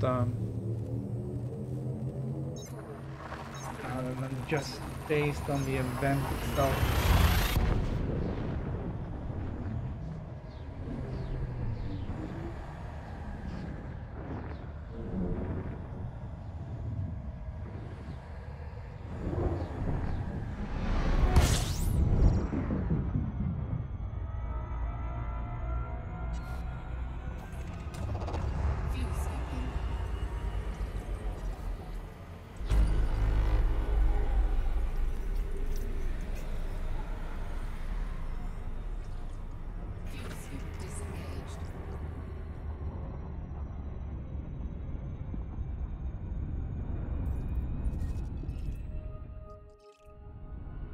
I know I haven't done a lot of exploration here. I'm just trying to get these last 5 jumps done.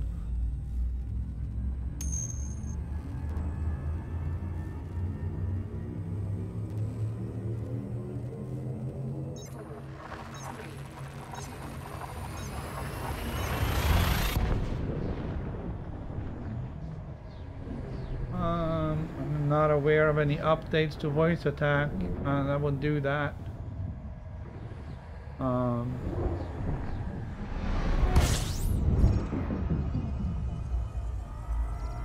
Voice attack is completely agnostic of what your game you're playing.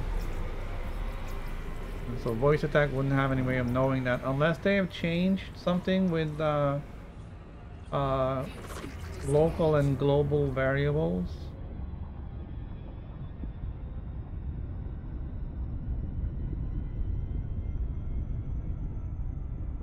Frameshift drive charging.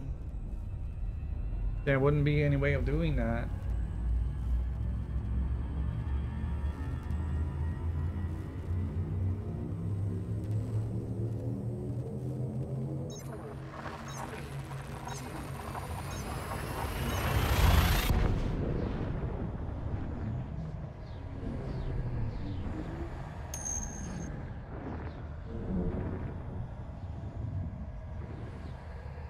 Well, I think there is a news.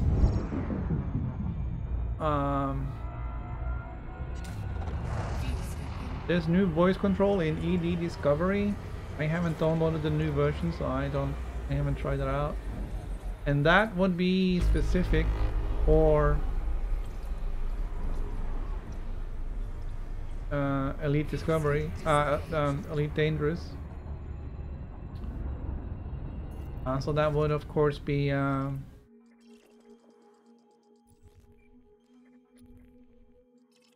whole different thing. Frameshift drive charging.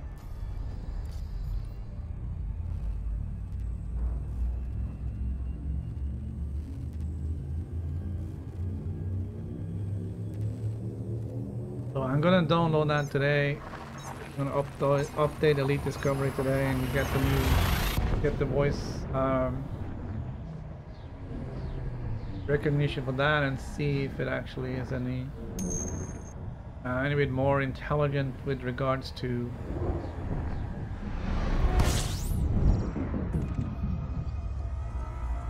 what it can do. Fuel scooping.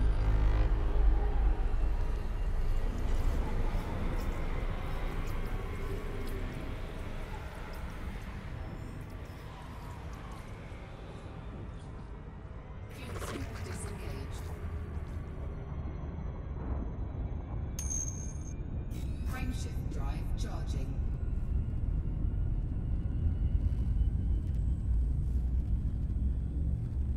Voice attacked us.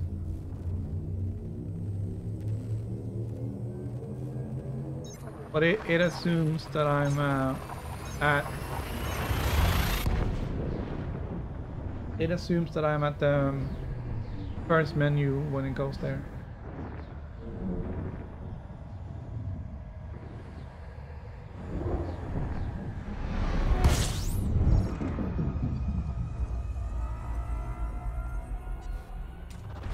Fuel scooping.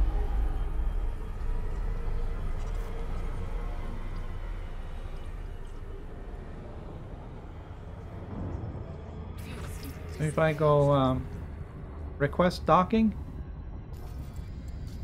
it will go to contacts, and I mean it's fast. But if I'm on the wrong tab, like if I'm there, and do a request docking, it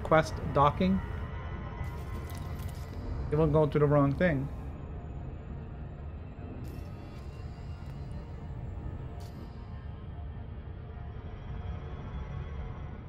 Frameshift drive charging. Alright, so here's the blue supergiant. That's why we were going here. It's a blue supergiant.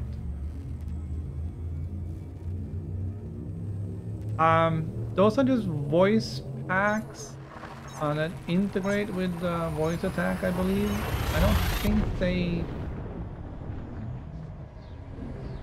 I don't think it's more than just a whole lot of voice commands.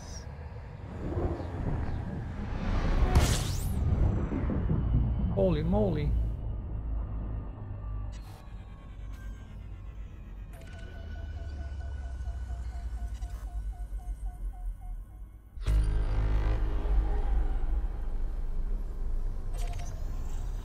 Alright, I'm 1600 light seconds away and it fills up the whole screen.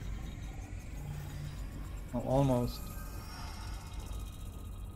This is probably the second largest star I've seen. Oh, hello.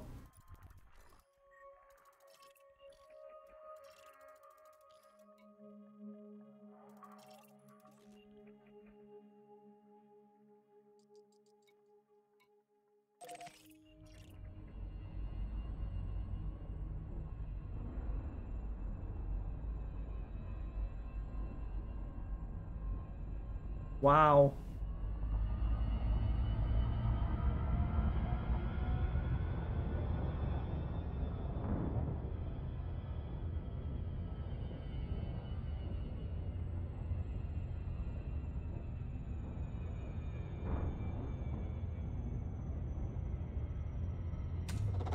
Fuel scooping.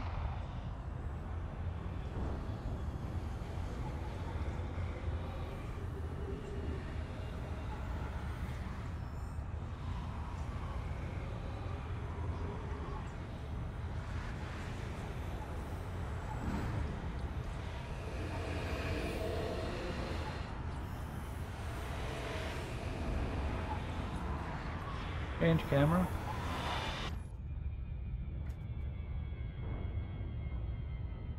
Fuel scooping complete.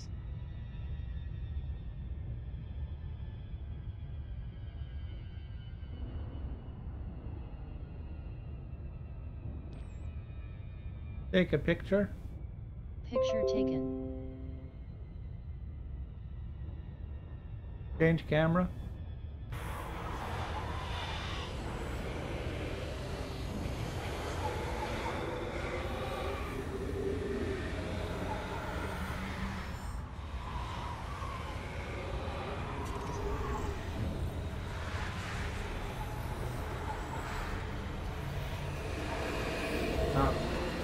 that other star is so big that I can scan it from 372,000 light seconds away.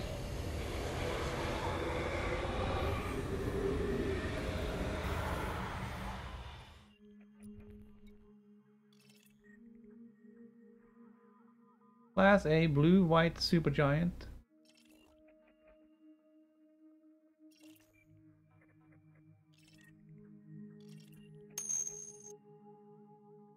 "384 times bigger than the sun."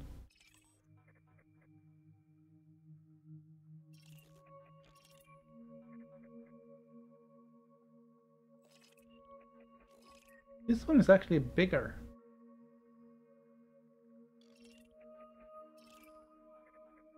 It's lighter, but it has a...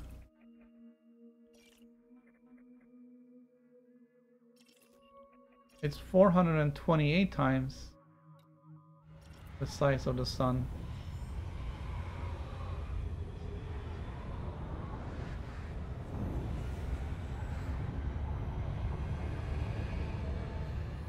I'm not gonna fly over there though.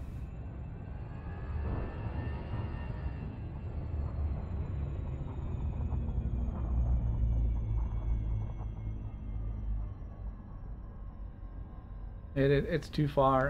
It's gonna take too long. Star Falcon got all of them.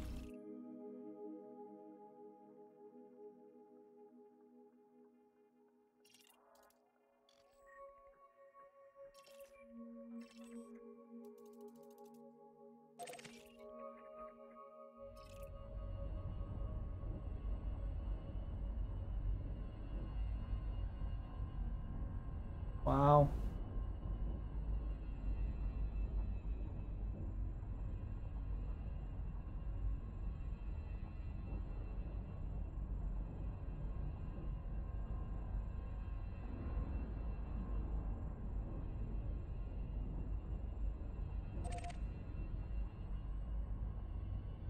Change camera.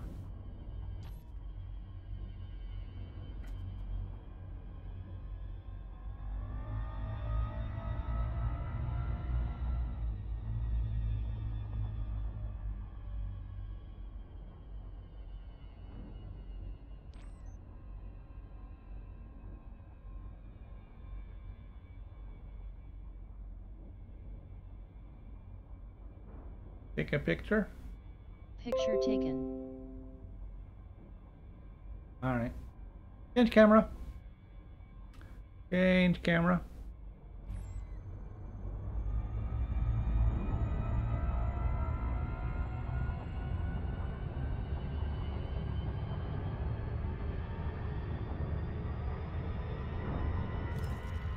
So that's why we go to blue supergiants. We go there to be wowed.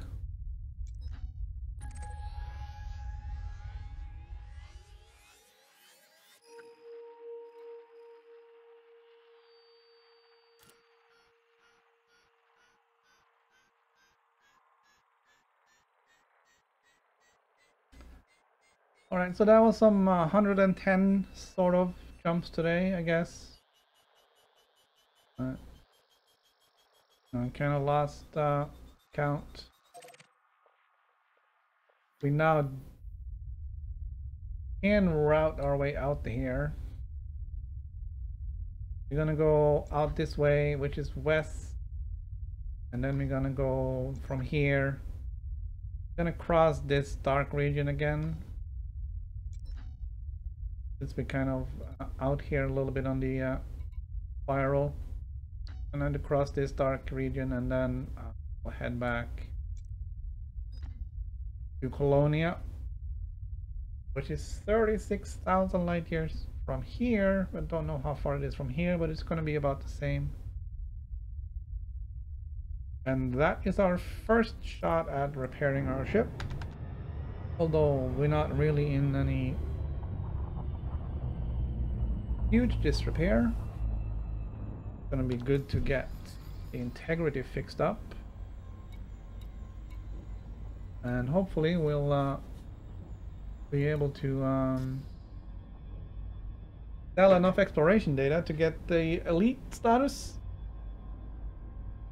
That will be good. But that's going to be it for today. Tomorrow we're going to continue jumping towards our new destination. But that's all for today. So this is game over.